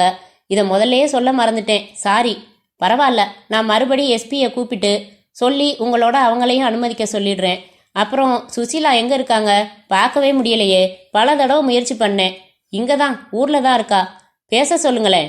அவள் ஃப்ரெண்டு கல்யாணத்துக்காக அடையாறு வரைக்கும் போயிருக்கா. சரி, அப்புறம் பார்த்துக்கிறேன். நியூட்டன் வைத்துவிட்டு பெருமூச்சு விட்டார். இன்னும் கண்டுபிடிக்கவில்லை என்று மறைமுகமாக சொல்லியாயிற்று. பரத்தும் கல்யாணம் அடையாறு என்று குறிப்புகள் தர பார்க்கிறார். ஒட்டு கேட்கிறார்கள் என்று தெரிந்து அவர்கள் சந்தேகப்பட்டு விடாமல் எவ்வளவு ஜாக்கிரதையாக பேச வேண்டியிருக்கிறது. டெலிஃபோன் அழைத்தது. எடுத்தார். Hello, inspector Newton. சார், நான் குணசேகரன் பேசுகிறேன். அடையாறில் கல்யாண மண்டபம் கண்டுபிடிச்சேன். ஈராஸ் தியேட்டர் பக்கத்தில் இருக்கு சார். விசாரிக்கவும் செஞ்சுட்டேன். 10:25க்கு தாலி கட்டினாங்களாம். தாலி கட்டின 5 நிமிஷத்துல சுசீலா மேடம் கார் எடுத்துக்கிட்டு தாம்பூலப்பை வாங்கிட்டு புறப்பட்டுருக்காங்க காரில். குணசேகரன், அங்கேருந்து 15 நிமிஷத்துல குறிப்பிட்ட இடத்துக்கு வந்ததா வச்சுக்கலாம். அப்புறம் கட்டி போட்டு அப்புறம் ஃபோட்டோ எடுக்கிறப்ப 11 மணி. நிச்சயமா அந்த மண்டபத்திலேருந்து 15 நிமிஷம் கார் பயண தூரத்தில் உள்ள ஏரியாவில் தான் சுசீலா இருக்காங்க. 5 டிஜிட் ஃபோன் நம்பர். அதுலேயும் 7ல் ஆரம்பிக்கிற நம்பர் மயிலாப்பூருங்கிறதால மயிலாப்பூர் ஏரியாவில் தான் படு நிச்சயமாக சுசீலா இருக்கணும். அங்கேருந்து 15 நிமிஷத்தில் மயிலாப்பூர் வர முடியும் தானே? கண்டிப்பாக முடியும் சார். ரைட், நீங்கள் புறப்பட்டு மயிலாப்பூர் ஸ்டேஷன் வாங்க. நான் கமிஷனரை விட்டு ஸ்டேஷன் இன்ஸ்பெக்டருக்கு ஃபோன் செய்ய சொல்கிறேன்.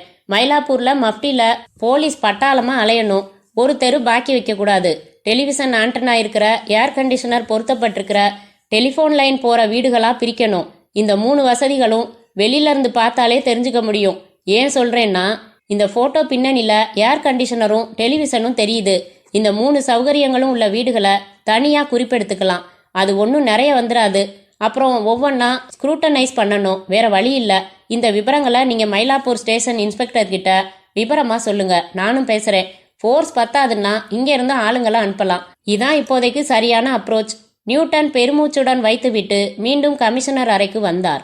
வயிற்றில் கடுமையான பசி உணர்வுடன். நேரம் 1:30. அத்தியாயம் 11. சுசீலா இருக்கும் இடத்தை இன்னும் கண்டுபிடிக்கவில்லை என்று நியூட்டன் பூடகமாக சொன்னதை கேட்டதிலிருந்து பரத் பாதி உற்சாகம் இழந்தான். என்ன நடக்கப் போகிறது?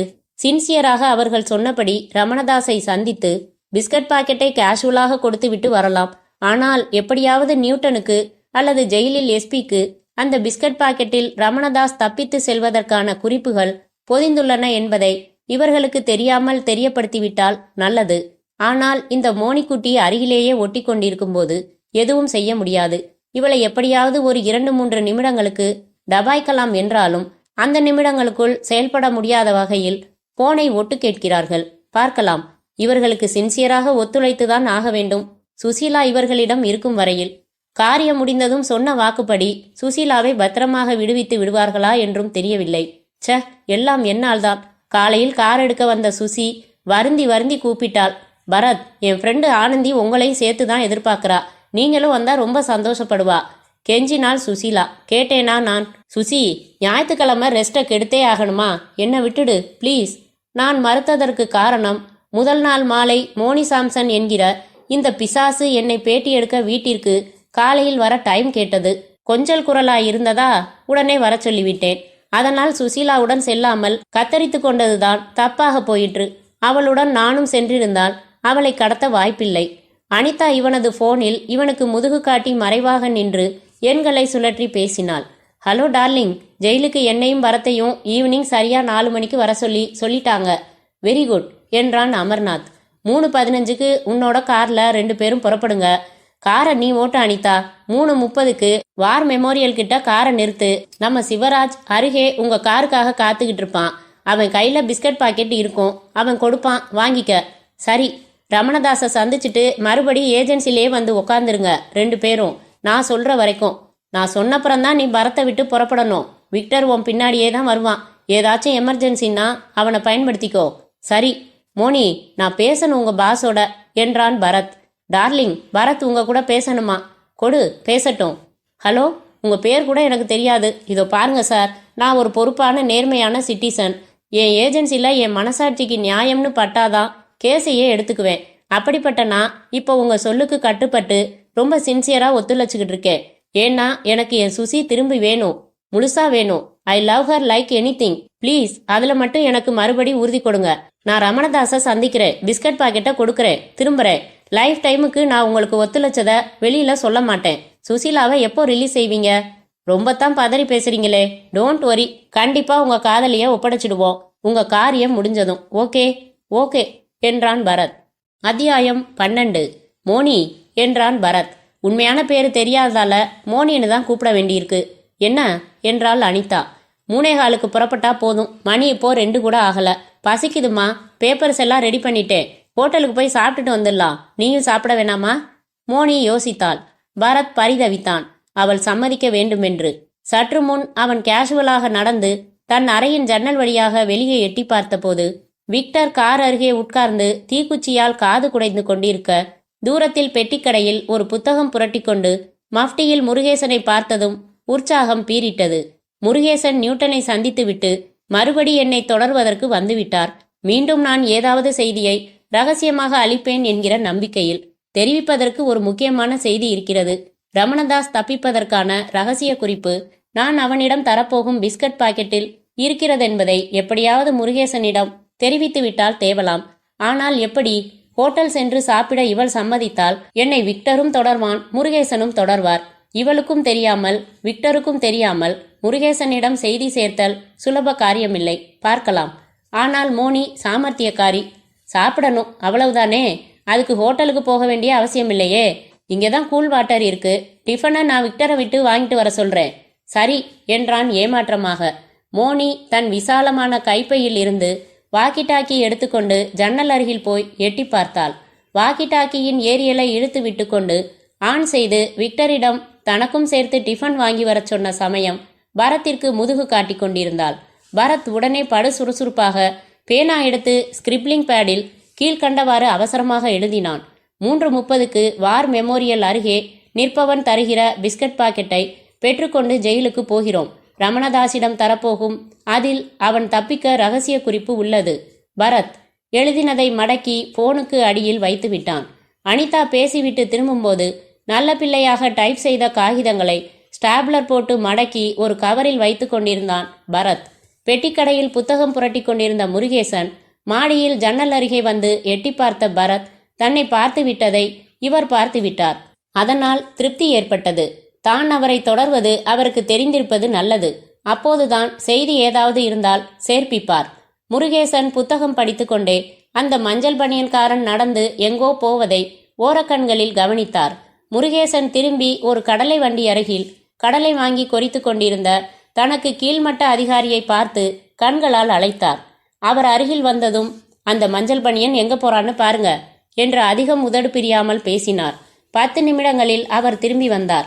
சற்று தொலைவில் அந்த மஞ்சள் பனியனும் கை நிறைய இலையில் கட்டின பார்சல்களுடன் வந்து கொண்டிருந்தான். சார், ஹோட்டல்ல பூரி தோசை 2 செட்டு வாங்கிட்டு திரும்புறான் என்றார் தொடர்ந்து விட்டு திரும்பியவர். சரி, நீங்க உங்க இடத்துக்கு போங்க என்றார் முருகேசன். முருகேசனுக்கு திடுக் திடுக் என்று அந்த சுசீலாவின் பெரிதுபடுத்தப்பட்ட போட்டோவில் டெலிவிஷன் மேல் வைக்கப்பட்டிருந்த பிளாஸ்டிக் ஃப்ளவர் வாஷின் நினைவு வந்து கொண்டே இருந்தது. எங்கேயோ ரொம்ப சமீபத்தில் பார்த்தேன், யார் வீட்டிலோ பார்த்தேன். பார்த்துவிட்டு இந்த ஃப்ளவர் வாஷ் அழகா இருக்கு என்று கூட சொன்னதாக ஞாபகம். எங்கே? ஒரு 2 நாட்களுக்குள் தான் பார்த்தேன். நேற்றும் முந்தா நாளும் எங்கெங்கெல்லாம் போனேன்? முருகேசன் தீவிரமாக யோசிக்க ஆரம்பித்தார். சினிமா கதை வசனகர்த்தா பாலமுரளி வீட்டில்தான் பார்த்தேனா? எஸ், அவர் வீட்டிலேயேதான், சந்தேகமே இல்லை. டெலிஃபோன் ஸ்டாண்டில் வைக்கப்பட்டிருந்தது. அழகா இருக்கு என்று சொன்னதற்கு பாலமுரளி கூட சிரித்து கொண்டே வாங்கினதில்ல, பேங்க்ல கொடுத்த காம்ப்ளிமெண்ட் என்று சொன்னார். பரத் இங்கே அமைதியாக சாப்பிட்டு முடித்தான். அனிதா கவனமாக இன்னும் சாப்பிட்டு கொண்டிருந்த போது ஏற்கனவே டெலிஃபோன் அடியில் செருகி வைத்திருந்த சீட்டை அவசரமாக எடுத்து தனது எச்சில் இலைக்குள் வைத்து சேர்த்து கசக்கி சுருட்டி கொண்டு எழுந்தான் வெகு இயல்பாக. ஜன்னலுக்கு வந்தான். இலையை வீசும் முன்பாக முருகேசன் தன்னை கவனித்துக் கொண்டிருக்கிறாரா என்று பார்த்து கொண்டான். அவர் கவனிக்கிறார் என்று தெரிந்ததும் பொத்தென்று இலை சுருட்டலை குப்பைகள் பகுதியில் வீசினான். முருகேசன் புரிந்து கொண்டிருக்க வேண்டுமே என்று பிரார்த்தித்து கொண்டான். அறையுடன் ஒட்டிய பாத்ரூமிற்கு சென்று கை கழுவி விட்டு வந்து தண்ணீர் குடித்தான். அனிதாவும் அவன் வீசின இடத்திலேயே வீசிவிட்டு வந்தாள். மோனி, சிகரெட் பிடிக்காம என்னால இருக்க முடியாது, தீந்து போச்சு, உன் ஆளை விட்டு வாங்கிட்டு வர சொல்லேன் ப்ளீஸ். பரத்தின் அந்த கோரிக்கையில் பாதி நிஜம். உண்மையாகவே சிகரெட் அவனுக்கு தேவைப்பட்டது. தவிர விக்டரை அவனிடத்தில் இருந்து நகர்த்த வேண்டும். அப்போதுதான் முருகேசன் இலையை ஆராய முடியும். அனிதா மீண்டும் விக்டரை தொடர்பு கொண்டு சிகரெட் வாங்கி வர சொன்னதும் விக்டர் தன்னிடத்தை விட்டு நகர்ந்ததும் முருகேசன் அந்த வினாடிக்காக காத்திருந்தவராய் அவசரமாக குப்பை பகுதிக்கு விரைந்தார். இலை கசங்கல்களை அவசரமாக இடது கையால் பிரித்தார். பரத்தின் கையெழுத்துடன் சாம்பார் ஈரம் வாங்கியிருந்த அந்த சீட்டை எடுத்துவிட்டார். படித்து பார்த்தார். உடனே அருகில் இருந்த பொது தொலைபேசிக்கு வந்தார். நியூட்டனை தொடர்பு கொண்டார். சீட்டில் பரத் எழுதியிருப்பதை அப்படியே படித்தார். பிறகு சொன்னார், என் அபிப்பிராயம் என்னன்னா, சுசீலா அவங்க கையில இருக்கிறதால நாம எந்த ரிஸ்க்கும் எடுக்க வேணாம். பரத்தும் அந்த பொண்ணும் அவங்க திட்டப்படியே ஜெயில ரமணதாஸை சந்திக்கட்டும். பிஸ்கட் பாக்கெட்டை கொடுக்கட்டும். எஸ்பி கிட்ட சொல்லி சும்மா பேருக்கு டெஸ்ட் பண்ணி பார்த்துட்டு அனுமதிக்க சொல்லுங்க. பரத்தும் அந்த பொண்ணும் வெளியேறினப்புறம் கூட ரமணதாஸ் கிட்ட இருந்து அந்த பாக்கெட்டை கைப்பற்றாம அவன் என்ன செய்யறான்னு கண்காணிக்க சொல்லலாம். கமிஷனர் கிட்ட பேசுறேன் முருகேசன். நீங்க இனிமே பரத் பின்னால தொடர வேண்டியதில்லைன்னு நினைக்கிறேன். நானும் அப்படித்தான் நினைக்கிறேன். சுசீலா இருக்கிற இடத்த கண்டுபிடிச்சிட்டீங்களா? இன்னும் இல்ல. ரொம்ப தீவிரமான ஏற்பாடுகள்ல இறங்கியாச்சு. மயிலாப்பூர் முழுக்க போலீஸ் பட்டாளமே தெரிஞ்சுக்கிட்டு இருக்கு. நீங்க இங்க வரீங்களா? வரேன். அதுக்கு முன்னால ஒரு சின்ன காரியம் இருக்கு, அதை முடிச்சிட்டு வரேன். முருகேசன் தொடர்பை துண்டித்து விட்டு மீண்டும் பணம் போட்டு வேறு எண்கள் சுழற்றி, ஹலோ, பாலமுரளி இருக்காரா? நீங்க தான் பேசுறீங்களா? நான் இன்ஸ்பெக்டர் முருகேசன் பேசுறேன். முந்தா நாள் உங்க வீட்டுக்கு வந்திருந்தப்போ டெலிஃபோன் பக்கத்துல வச்சிருக்கிற ஃப்ளவர் வாஸ் நல்லா இருக்குன்னு சொன்னேன், நினைவிருக்கா? ஆமா சொன்னீங்க. அது வாங்கினதில்ல, ஏதோ பேங்க் காம்ப்ளிமெண்டா கொடுத்ததுன்னு சொன்னீங்க. அது எந்த பேங்க் கொடுத்த காம்ப்ளிமெண்ட் சார்? இருங்க, அதிலே பிரிண்ட் ஆகி இருக்கு, பார்த்து சொல்றேன். Karur Vysya bank sir. எதுக்கு கேட்குறீங்க அதை? ஒரு கேஸுக்காக, விவரமா அப்புறம் சொல்றேன். முருகேசன் ரிசீவரை தொங்க விட்டு வெளியேறி அடுத்த சந்தில் நிறுத்தியிருந்த காருக்கு நடந்து கொண்டே மற்றொரு அதிகாரிக்கு குறிப்புகள் சொன்னார். அத்தியாயம் 13. மதியம் 3:15க்கு பரத், அனிதா ஏஜென்சி அறையை விட்டு புறப்பட்டார்கள். கீழே வந்தார்கள். அனிதா காரில் டிரைவிங் சீட்டில் அமர்ந்தாள்.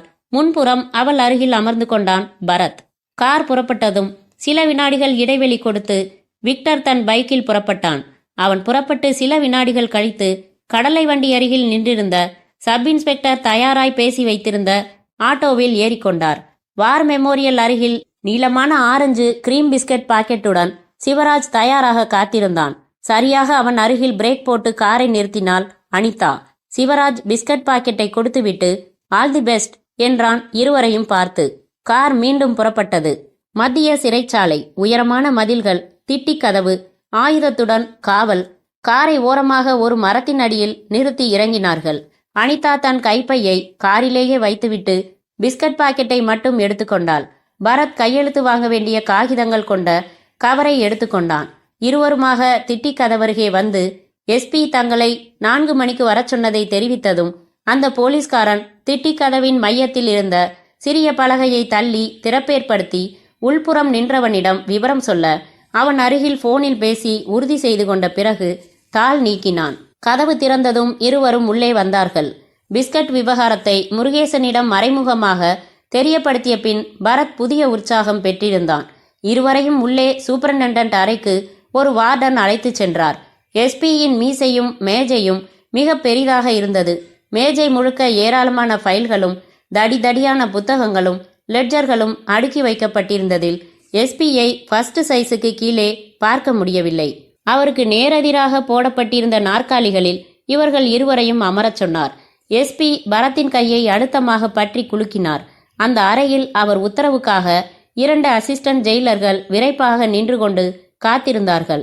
ரமணதாஸ் கேஸை எடுக்க போறீங்கன்னோ அவனை பார்க்க பர்மிட் வேணும்னோ கமிஷனர் ஃபோன் செஞ்சு சொன்னாரு. நான் அனுமதிக்கிறேன். ஆனா இங்க ஜெயிலுக்குன்னு சில விதிமுறைகள் இருக்கு. அவன் ஒரு அபாயகரமான குற்றவாளி. அதனால அவனை நீங்க தனிமையில சந்திக்க அனுமதிக்க முடியாது. என் முன்னிலையிலேயே நீங்க சந்திக்கலாம், பேசலாம். அதுக்கு சம்மதம் தானே மிஸ்டர் பரத்? சம்மதம்தான் என்றான் பரத். எஸ்பி ஒரு உதவி ஜெயிலரை பார்த்தார். ரமணதாஸை இங்கே அழைச்சிக்கிட்டு வாங்க என்றார். டீ வரவழைத்து இருவருக்கும் கொடுத்து அவரும் சாப்பிட்டார். ரமணதாஸ் வந்தான். ஒரு கசங்கின காகிதமாக, மிகவும் தொய்வாக, களைப்பாக, நடப்பதே ஒரு பெரிய காரியமாக நடந்து வந்தான். கைகளை கட்டிக்கொண்டு நின்றான். அவன் உதடுகள் வீங்கி இருந்தன. கண் அருகே ஒரு காயத்திற்கு மருந்து போடப்பட்டிருந்தது. விசாரிப்பதற்காக நிறைய அடித்திருக்க வேண்டும். ரமணதாஸ் என்றான் பரத். அவன் முகத்தில் உணர்ச்சி இல்லாமல் பார்த்தான். நான் ஒரு வக்கீல், என் பேர் பரத். உன் கேஸ பேப்பர்கள்ல படிச்சேன். எனக்கு சாதகமா இதுல சில பாயிண்ட்ஸ் இருக்கிறதா பட்டுது. அதனால உன் கேஸ நான் எடுத்து வாதாடலாம்னு தீர்மானிச்சேன். ரமணதாஸ் முகம் சற்றே பிரகாசம் அடைந்தது. எனக்கு ஒரே ஒரு கேள்விக்கு பதில் சொல்லு. அந்த காலேஜ்ல கிளாஸ் ரூமுக்குள்ள வந்து உன்னை அந்த இன்ஸ்பெக்டர் பிடிச்சாரா இல்ல வராந்தாவில பிடிச்சாரா? வராந்தாவில தான் பிடிச்சாரு. அப்போ உன் கையில துப்பாக்கி இருந்ததா? இல்ல, பேண்ட் பாக்கெட்ல இருந்தது. இது போதும், சுட்டது நீ இல்லைன்னு வாதாட. எவனோ சுட்டுட்டு உன் பேண்ட் பாக்கெட்ல துப்பாக்கிய செருகிட்டு போயிட்டான். அப்பாவி ஒன்ன போலீஸ் பிடிச்சிட்டாங்க. இதான் ஏன் ஆர்கியூமெண்ட். இந்த பேப்பர்ஸ்ல கையெழுத்து போடு. ரமணதாஸ் முகம் இப்போது பூரணமாக களை கட்டி விட்டது.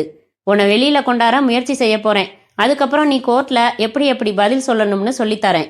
பரத் காகிதங்களை சேகரித்து கொண்டதும் அனிதா பிஸ்கட் பாக்கெட்டால் அவன் முழங்கையில் ரகசியமாக இடித்து நினைவுபடுத்த அதை பெற்றுக்கொண்ட பரத் எஸ்பியை பார்த்தான். சார், உங்க பர்மிஷனோட இந்த பிஸ்கட்டை ரமணதாஸுக்கு கொடுக்க விரும்புறேன். பரத் நீட்ட ரமணதாஸ் வாங்க கை நீட்ட, ஒரு நிமிஷம் மிஸ்டர் பரத், எவ்வளவு தெரிஞ்சவங்களா இருந்தாலும் சோதிச்சு பார்க்காம தின்பண்டங்களை கைதிகளுக்கு கொடுக்க அனுமதிக்க முடியாது. ப்ளீஸ், நான் பார்த்துடுறேன். கை நீட்டினார். தாராளமா, பரத் அவரிடம் ஒப்படைத்தான். எஸ்பி அதை தன் மேஜை மேல் வைத்து உதவி ஜெயிலரை அழைத்து அதை சோதிக்கச் சொன்னார். உதவி ஜெயிலர் வந்து எடுத்து பிரித்தார். ஒரு நியூஸ் பேப்பர் விரித்து அதன் மேல் உள்ளிருந்த கிரீம் பிஸ்கட்டுகளை கொட்டி உள்ளே மிகவும் உன்னிப்பாக ஆராய்ந்தார். பிறகு எல்லா பிஸ்கட்டுகளையும் மீண்டும் பெட்டிக்குள் போட்டு பரத்திடம் கொடுக்க, பரத் ரமணதாஸிடம் கொடுத்துவிட்டு எழுந்து கொண்டு எஸ்பியை பார்த்து கை கூப்பினான். ரொம்ப தேங்க்ஸ், நான் புறப்படுறேன். பரத்தும் அனிதாவும் வெளியே வர தன் சிறைக்கு அழைத்து செல்லப்பட்ட ரமணதாஸ் வழியிலேயே 2 பிஸ்கட்டுகளை கடித்து சாப்பிட்டு கொண்டு நடந்தான். அத்தியாயம் 14. அமர்நாத் டெலிபோன் ஒலிப்பதற்கென்றே காத்திருந்தவன் போல மிகுந்த ஆர்வத்துடன் எடுத்து ஹலோ என்றான். டார்லிங், நான் தான் பேசுறேன். ஜெயிலுக்கு போயிட்டு சொன்னபடி காரியம் முடிச்சுட்டு திரும்பி வந்துட்டோம் என்றாள் அனிதா. இப்ப எங்க இருந்து பேசுற? பரத்தோட ஏஜென்சில இருந்துதான். பரத் உங்க கூட பேசணுமா? பேச சொல்லு. ஹலோ, நான் பரத். சொன்னபடி தப்பில்லாம செய்து முடிச்சிட்டேன். சுசீலாவை எப்படி விடுவிக்க போறீங்க? இப்ப டைம் என்ன பரத் என்றான் அமர்நாத். 4:45. இருட்டட்டுமே, காத்துருங்க. அங்கேயே இருங்க, சுசீலா உங்களை தேடி வருவா. ஓகே, போனை அவகிட்ட கொடுங்க. ஹலோ டார்லிங், நான் எப்ப வரது? சொல்றேன், நான் சொல்ற வரைக்கும் அங்கேயே இரு. சரி. அமர்நாத் போனை வைத்தான். சிவராஜை பார்த்தான். ரெஸ்ட்லெஸ் ஆய் நடந்தான். நகம் கடித்து துப்பினான். சிவா, நான் யார்கிட்ட இருந்து போன் எதிர்பார்க்கிறேன்னு தெரியுதா? சென்ட்ரல் ஜெயில் வாசல்ல அலைஞ்சுகிட்டு இருக்கிற நம்ம ஆளு சோமன் கிட்ட இருந்து. யூ ஆர் ரைட் என்ற போது போன் ஒலித்தது. எடுத்தான். சார், நான் சோமன் பேசுறேன். என்னடா, என்ன? சீக்கிரம் சொல்லு. இங்க ஜெயில ஒரே பரபரப்பா இருக்கு சார். ஒரு ஆம்புலன்ஸ் வந்துச்சு. 2-3 பேரை அதுல ஏத்தினாங்க. ஆம்புலன்ஸ் புறப்பட்டு போச்சு. பின்னாடியே போலீஸ் ஜீப் போகுது. அவன் சொல்லிக் கொண்டிருக்கும் போதே போனை வைத்து விட்ட அமர்நாத் சிரித்து சிவராஜின் கையை பற்றி குலுக்கினான். சக்சஸ் மச்சி, பிளான் படி நூல் பிசகாம நடந்தாச்சு. பரத் செமத்தியா ஏமாந்துட்டான். பரத் மட்டுமா, தி ஹோல் டிபார்ட்மெண்ட். நம்ம பார்ட்டி கிட்ட அட்வான்ஸ் போக பாக்கிய வாங்கிடலாம். நீ ரமணதாஸை கொலை செய்யறதுக்காக நான் எடுத்துக்கிட்ட ப்ராஜெக்ட் ஓவர் என்று சந்தோஷ மிகுதியில் குதித்தான். அத்தியாயம் 15. மணி மாலை 5:30. சர் என்று 2 போலீஸ் ஜீப்புகள் வந்து மூன்லைட் டிடெக்டிவ் ஏஜென்சிஸ் இருக்கும் கட்டிடத்தின் முன்னால் நின்று அசிஸ்டன்ட் கமிஷனர் தலைமையில் 7-8 போலீஸ்காரர்கள் இறங்கினார்கள். உள்ளே சென்றார்கள். மறைவாக ஒதுங்கி நின்ற விக்டர் தன் ஜோல்னாப்பைக்குள் கைவிட்டு அனிதாவின் வாக்கிடாக்கியில் மறைந்துள்ள மைக்ரோபோனில் ரிசீவரை இங்கே ஆன் செய்து கொண்டு இந்த போலீஸ் அதிகாரிகள் மேலே சென்று பரத்துடன் என்ன பேசப் போகிறார்கள் என்று கேட்பதற்கு தயாரானான். அசிஸ்டன்ட் கமிஷனரையும் மற்றவர்களையும் பார்த்து லேசாக திகைத்த பரத், வாங்க சார் என்றான். அவர்களின் வருகையின் நோக்கம் புரியாமல். அனிதாவும் மிரள பார்த்தாள். எக்ஸ்கியூஸ் மீ மிஸ்டர் பரத், நீங்க சென்ட்ரல் ஜெயிலுக்குள்ள வந்து ரமணதாஸை சந்திச்சுட்டு வந்ததுக்கு அப்புறம் அங்க நிறைய நடந்து போச்சு. நீங்க ரமணதாஸுக்கு கொடுத்த பிஸ்கெட்ல 1/2 மணி நேரம் கழிச்சு இயங்குற விஷம் கலந்திருந்ததால ரமணதாஸும் அந்த பிஸ்கட்டை சாப்பிட்டு பார்த்த இன்னொரு எஸ்பியும் ரமணதாஸ் கிட்ட வாங்கி சாப்பிட்ட இன்னொரு கைதியும் பாதிக்கப்பட்டு ரமணதாஸும் அந்த கைதியும் அங்கேயே இறந்துட்டாங்க. எஸ்பி உயிரை காப்பாத்துறதுக்கு டாக்டர்ஸ் போராடிக்கிட்டு இருக்காங்க. உங்களையும் உங்க அசிஸ்டண்ட்டையும் கைது பண்ண வேண்டி இருக்கு. நோ என்று உறைந்து போனான் பரத். அதுல விஷம் இருந்ததா என்று திகைத்து போனாள் அனிதா. அனிதாவிடமும் அந்த பிஸ்கட்டுகளில் ரமணதாஸ் தப்பிப்பதற்கான குறிப்பு இருப்பதாகத்தான் சொல்லப்பட்டிருந்ததால் இந்த செய்தி மிகவும் அதிர்ச்சியாக இருந்தது. கைது செய்கிறார்களே என்று நடுக்கமாக இருந்தது. ஆனால் அமர்நாத் தன்னை எப்படியும் வெளியில் கொண்டு வந்து விடுவார் என்ற நம்பிக்கை இருந்தது மனதில். ஓ காட், நான் அதை எதிர்பார்க்கவே இல்லை சார். பிஸ்கட் பாக்கெட்ல விஷம் இருக்கும்னு கொஞ்சம் கூட யோசிக்கல என்று பதைத்தான் பரத். வரீங்களா என்றார் அசிஸ்டன்ட் கமிஷனர். இருவரும் அவரோடு மௌனமாக புறப்பட்டார்கள்.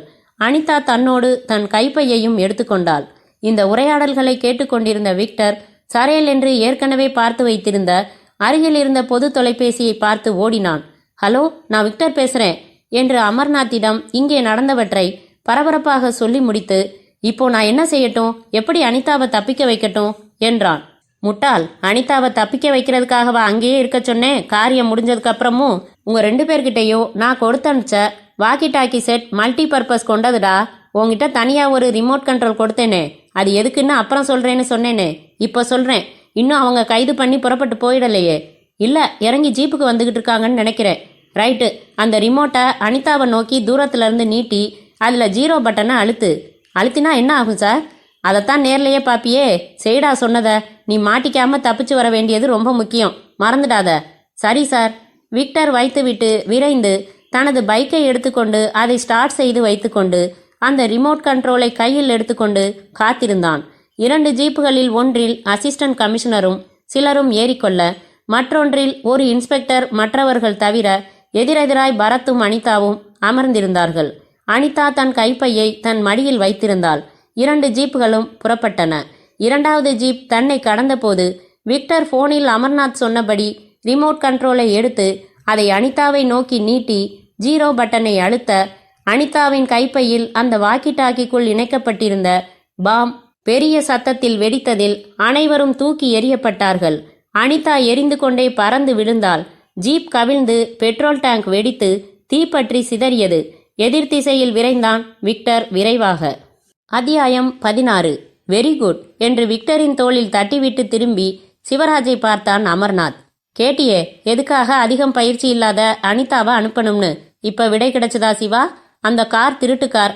இறந்த அனிதாவை ஆராய்ச்சி செஞ்சாலும் அவ ஒரு டான்சர் தான்னு கண்டுபிடிப்பாங்க. நம்ம வரைக்கும் வரவே முடியாது. எப்படி? அமர், யூ ஆர் சிம்பிளி கிரேட்யா. எல்லாம் முடிஞ்சது. பிளான் படி ரமணதாச சாமர்த்தியமா விஷம் வச்சு கொன்னாச்சு. அவன் பாரு, துணைக்கு நரகத்துக்கு இன்னொருத்தனையும் கூட்டிட்டு போறான். அநேகமா எஸ்பியும் போயிடுவாரு. நாளைக்கு பேப்பர்ல நியூஸ் பார்த்துட்டு பாக்கி பணம் தர்றதா பார்ட்டி சொல்றாங்க. நாளைக்கு நைட் சிங்கப்பூர் ஃப்ளைட்டுக்கு டிக்கெட் எடுத்தாச்சு. நீ புறப்பட்டு போற வரைக்கும் சுசீலா என் மயிலாப்பூர் வீட்டுல சிறை இருக்கணுமா அமர்? இல்லனா ரிலீஸ் பண்ணிடலாமா அவளை? அமர்நாத் அதற்கு பதில் சொல்ல யோசித்த போது சைரன் ஒலியுடன் விர் விர் என்று 20 போலீஸ் ஜீப்புகள் அவன் பங்களா வாசலில் பின்புறம் சைடில் வந்து நின்று நியூட்டன் தலைமையில் தபதபவென்று போலீஸ்காரர்கள் மிஷின் கன்களோடு உள்ளே வர, அமர்நாத்தும் சிவராஜும் மற்றவர்களும் திகைத்து போய் நின்றார்கள். உடனே சுதாரித்து கொண்ட அமர்நாத், சார், எங்களை விட்டுடுறது நல்லது. எங்க கஸ்டடியில சுசீலா இருக்கிறத மறந்துட்டீங்களா என்றான். இருக்கிறதன்னு சொல்லக்கூடாதுப்பா, இருந்தத. எஸ், அது இறந்த காலம். சுசீலாவை நாங்க ரிலீஸ் பண்ணியாச்சு. அங்க காவலுக்கு வச்சிருந்த தடியனை உதைச்சு உங்க விலாசம் தெரிஞ்சுக்கிட்டு தான் இங்க வந்தோம். எந்த வழியிலையும் தப்பிக்க முடியாது. கமான் என்றார் நியூட்டன். கை தூக்கிட்டு ஜீப்புக்கு நடங்க.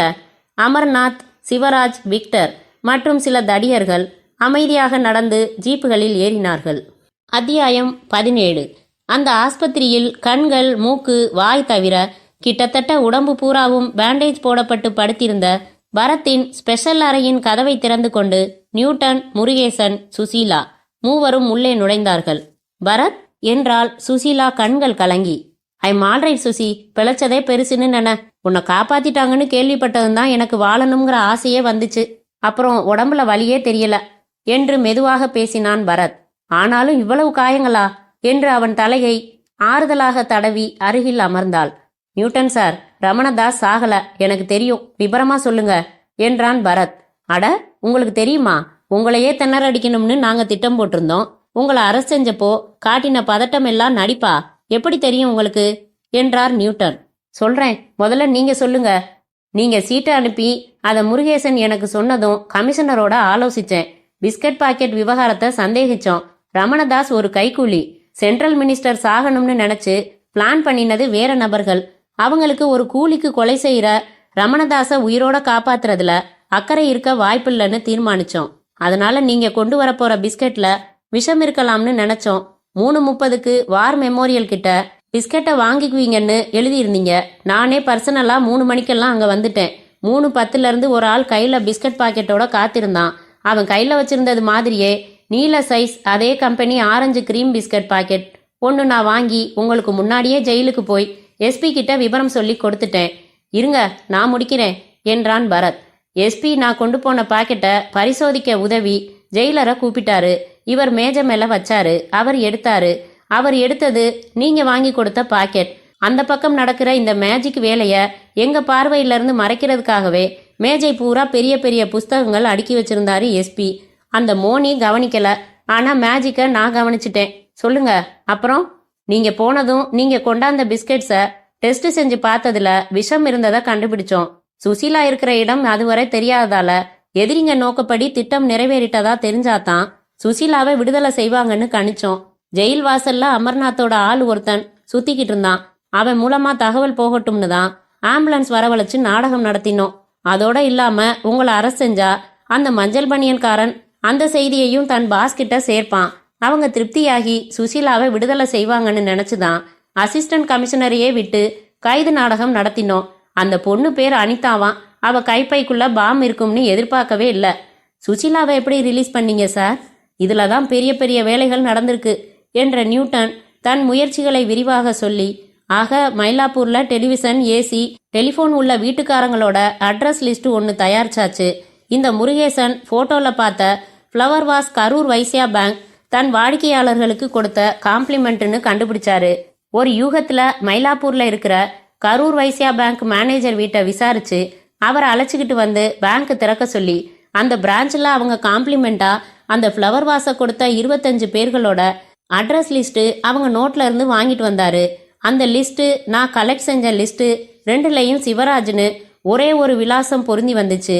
அந்த சிவராஜ் வீட்டுக்கு போய் பார்த்தா கேரேஜுக்குள்ள உங்க ஃபியட் கார். சோ உள்ள சுசீலான்னு தீர்மானிச்சு அப்புறம் அதிரடி நடவடிக்கை தான். சுசீலாவுக்கு காவல் இருந்தவன் ஒரே தட்டுல எல்லாம் கக்கிட்டான். நேரா போய் அமர்நாத்தான் பார்ட்டியை பிடிச்சாச்சு. இந்த அமர்நாத்தும் சிவராஜும் கூட ரமணதாஸை கொல்ல 10 லட்சம் விலை பேசி நியமிக்கப்பட்டவங்க தான். மினிஸ்டரை கொன்னதும் இவங்களை கொன்னதும் யாருன்னு விசாரணைகள்ல தெரிஞ்சிடும். ஓகே, ரெஸ்ட் எடுங்க, அப்புறம் பாக்குறோம். நியூட்டனும் முருகேசனும் வெளியேறியதும் சுசீலா இன்னும் கண்களில் தோன்றின நீர்த்திரை மாறாமல் பரத் முகத்தையே சோகமாக பார்த்து, பரத், நான் கடத்தி வைக்கப்பட்டப்ப கூட கஷ்டமா இல்ல. உங்களை இந்த கோலத்துல பாக்குறது தான் கஷ்டமா இருக்கு. எப்படியும் 3 மாசமாவது ஆகும் நீங்க எழுந்து நடமாட என்றாள். யார் சொன்னது என்று பரத் உடல் முழுக்க கட்டுகளுடன் அப்படியே துள்ளி குதித்தான். அவளை அணைத்து கொண்டான். நான் தான் நர்ஸுக்கிட்ட சொல்லி இப்படி கட்டு போட்டுக்கிட்டேன். சுசி, எனக்கு லேசான காயம்தான். உன் காதலின் ஆழம் பார்க்கலாம்னு. சுசீலா விலகி நின்று யூ என்று விரலால் துப்பாக்கி அமைத்து சுட்டாள். முற்றும்.